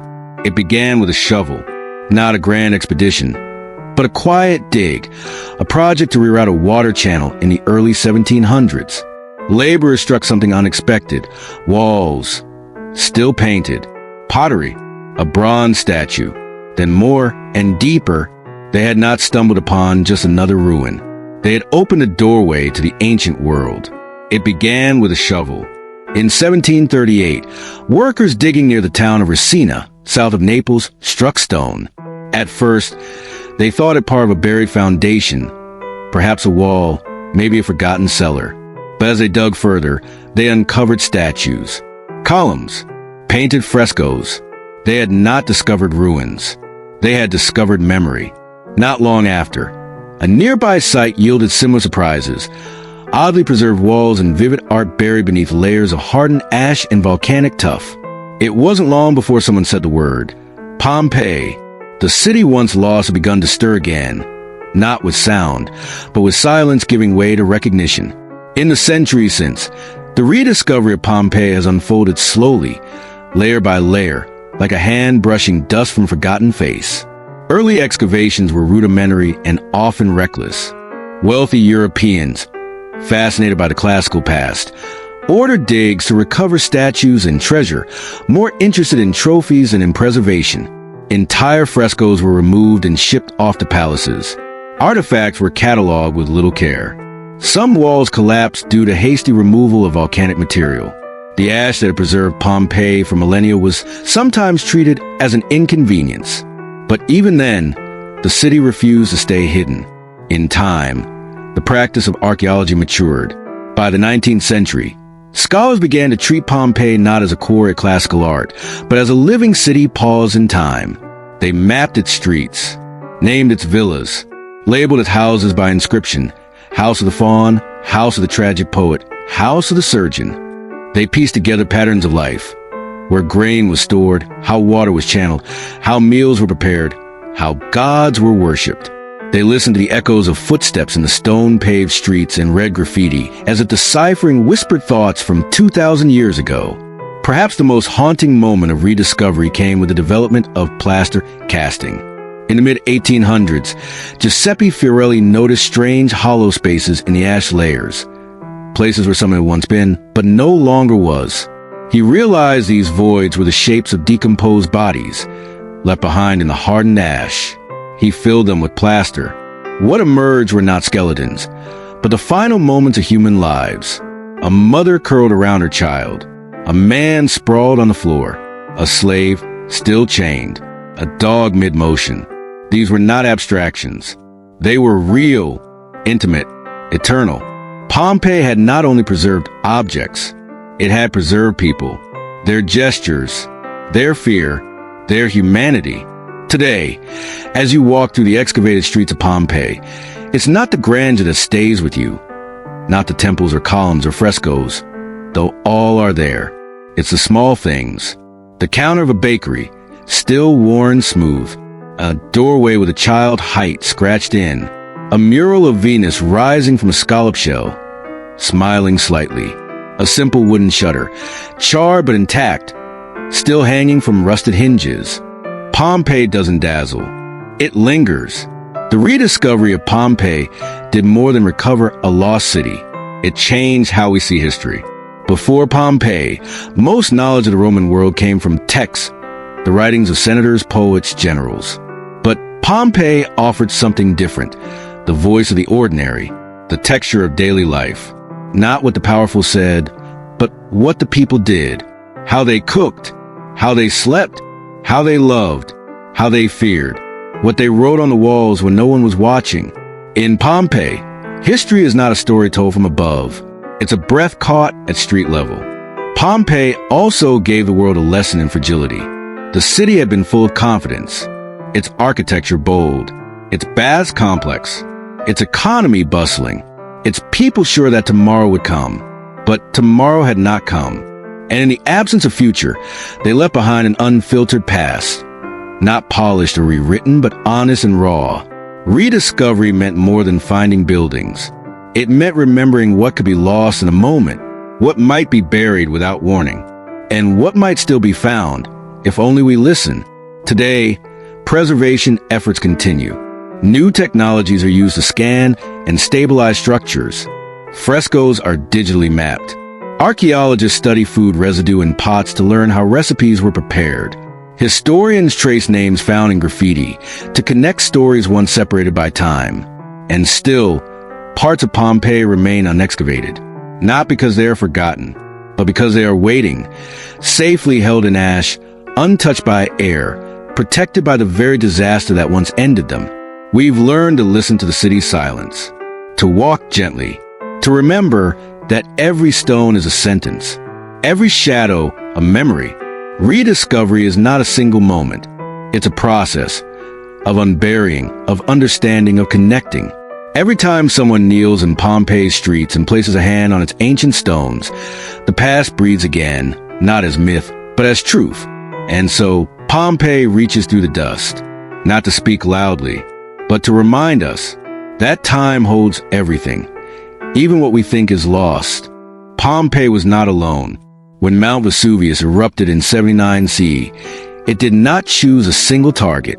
The devastation rippled outward, and in its wake, other cities vanished too, among them Herculaneum. Pompeii may be the name most remembered, but it was not the only city caught beneath the mountain's breath. Just to the west, close to the coast, lay another Roman town, smaller, wealthier, and nestled nearer to the sea, Herculaneum. If Pompeii was a bustling commercial hub, Herculaneum was a seaside retreat for Rome's elite. Elegant villas overlooked the Bay of Naples. Mosaic courtyards caught the sun. Fountains trickled gently between marble columns. And yet, within the same day that Pompeii fell beneath ash, Herculaneum vanished beneath something even more final. Unlike Pompeii, Herculaneum was not buried in soft ash. It was consumed by pyroclastic surges, a series of molten gas and rock clouds that raced downhill at speeds over 100 kilometers per hour, superheated to over 400 degrees Celsius. They incinerated everything organic in their path. Pompeii was smothered. Herculaneum was flash-sealed in a tomb of volcanic stone, some layers over 60 feet deep. It was not silence that followed. It was stone, heavy, unyielding, centuries thick. And beneath that weight, time did not pass. The discovery of Herculaneum came by accident, as with Pompeii. In 1709, workmen digging a well beneath the town of Racina, the modern town that now rests above ancient Herculaneum, struck an underground corridor. They had found the theater of Herculaneum, its statue still standing in the dark, as if awaiting the next performance. Over time, shafts were dug, tunnels cut, but full excavation was nearly impossible. The modern town sat directly overhead. Herculaneum's secrets lay trapped beneath modern lives. Still, the echoes found were powerful. Where Pompeii gave a snapshot to middle-class life, of merchants, artisans, and common homes, Herculaneum revealed luxury in stunning detail. Villas with multi-story terraces, walls painted with mythological scenes so vivid they seemed to glow, frescoes of Hercules Dionysus, and sea creatures caught in mid-leap, marble tubs in private bathing rooms, bronze fittings on door hinges, still gleaming, even glass windows, rare and intact, in Herculaneum, would survived. Yes, would. Doors, beds, shelves, beams, even scrolls in libraries, carbonized, unreadable at first, but there, the House of the Bicentenary still held its balcony, and in one villa, believed belonged to Julius Caesar's father-in-law, was the world's only surviving Roman library. Thousands of scrolls, charred black, fragile as spiderwebs. For centuries, they remained unreadable, locked away by fire, sealed into darkness. But with modern technology, X-ray tomography, multispectral imaging, we are now slowly reading them, letter by letter, line by line. The thoughts of Roman philosophers, poets, and statesmen all return to us through patience and light. These are not ruins. They are whispers, returned after 2,000 years of silence. And then there were the people. For years, archaeologists believed Herculaneum had largely evacuated. Few bodies had been found. Perhaps they thought this town had escaped what Pompeii could not. But in 1980, at the edge of town, a startling discovery was made. Just behind what had once been boat houses near the shore, more than 300 skeletons were uncovered. Families, children, men with rings still on their fingers, women with cloth pressed to their faces, a child lying in the arms of a woman, the outline of their final embrace visible in the layers of cooled rock. They had fled toward the sea. They had waited for rescue. It never came. The surges reached them first, killing them instantly with heat and then sealing them beneath layers of stone. Their bones remained, and with them, a story, one of hope, of despair, of final moments preserved not in ash, but in hardened earth. Herculaneum speaks softly. Its streets are quieter than Pompeii's, its stories less known. But the level of preservation, so intense, so absolute, makes it a city of wonders.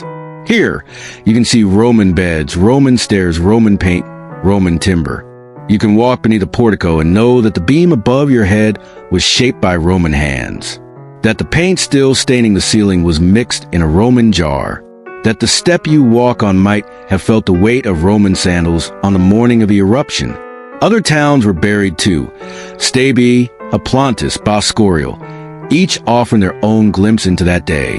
Stabi, perched on cliffs, housed sprawling luxury villas with vast sea views and lavish art. Aplantis gave us the Villa Poppaea, possibly the home of Nero's wife, where walls breathe with myth and rooms still hold painted gardens frozen in perpetual spring. And in Boskorial, a treasure trove of silver tableware was uncovered, bowls etched with gods, spoons with dancing figures, cups engraved with vines, all packed away carefully, never used again. Together, these cities form a constellation, not just of destruction, but of memory. The shadow of Vesuvius still looms. On calm days, it seems a sleeping giant, quiet, covered in green. On other days, when steam curls from its crater, it reminds the world that silence is not always peace. Today, scientists monitor the volcano. Villages below rehearse evacuation drills. Archaeologists excavate slowly with reverence. And the ghosts of Pompeii and Herculaneum remain, not to haunt, but to be heard. They whisper from mosaic floors. They rustle from charcoal scrolls. They echo in the way a doorway frames forgotten view. Herculaneum was not Pompeii. It was different in its wealth, different in its death, different in its burial, and different in its voice. But together, they tell the same story, not just of an eruption, but of life before it, of a world paused, not erased. And so the wider shadow of Vesuvius stretches still, over stones, over scrolls, over memory, not darkening history, but illuminating it, quietly, one artifact at a time. Pompeii sleeps, and in its sleep, it teaches, not with sermons or monuments, but with the smallest things, a half-carved inscription, a room mid-repair, a dinner not eaten. Pompeii sleeps, and in its sleep, it teaches, not through epic battles or the lives of emperors, but through quiet gestures, through ordinary objects left undisturbed. through the warmth of small things made permanent by sudden stillness. There is no lesson shouted here, but there are lessons whispered. A loaf of bread, fossilized in a bakery oven, its edges cracked, its top scored by the baker's hand, a hand that perhaps planned to return in minutes. A set of tools, neatly arranged in a carpenter's workshop, one chisel still embedded in wood, mid-carving, a jar of face powder, a comb resting beside it, a mirror turned just slightly away. These are not stories of grand legacy or conquest. They are stories of the day, preserved not for their importance, but because they were stopped before they could finish. And that's what makes them matter. Pompeii reminds us that history is not only found in marble and inscription, it's found in habits, in clutter, in laughter, in arguments had over breakfast, in the weight of routine and the shape of hope. It's found in lives that were not extraordinary, but were full. The city shows us that the people who lived before us were not so different. They left notes to themselves. They wrote names in the margins. They sketched animals on walls. They argued about rent. They teased neighbors with graffiti. They sang in courtyards. They whispered secrets. They dreamed of better days. They fell in love. They made mistakes. They tried again. And then one day it stopped. But the remarkable thing is that they are still speaking. The ash, in burying them, did not silence them. It preserved them. It allowed their small, soft voices to echo across millennia. We listen now not because they are famous. We listen because they are familiar. There's a strange comfort in Pompeii. It doesn't offer escape. It offers reflection.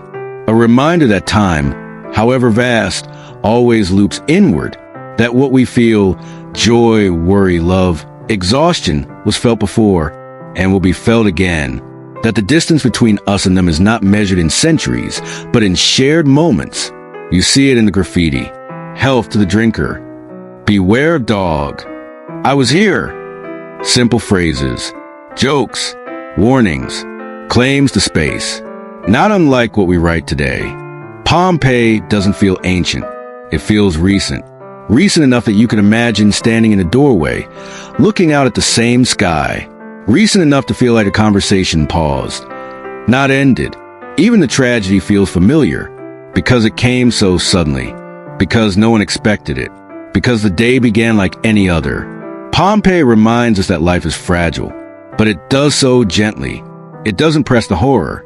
It simply shows the imprint, the unfinished fresco, the ladder beside the wall, the table half cleared, the sandals by the door, life in mid-sentence.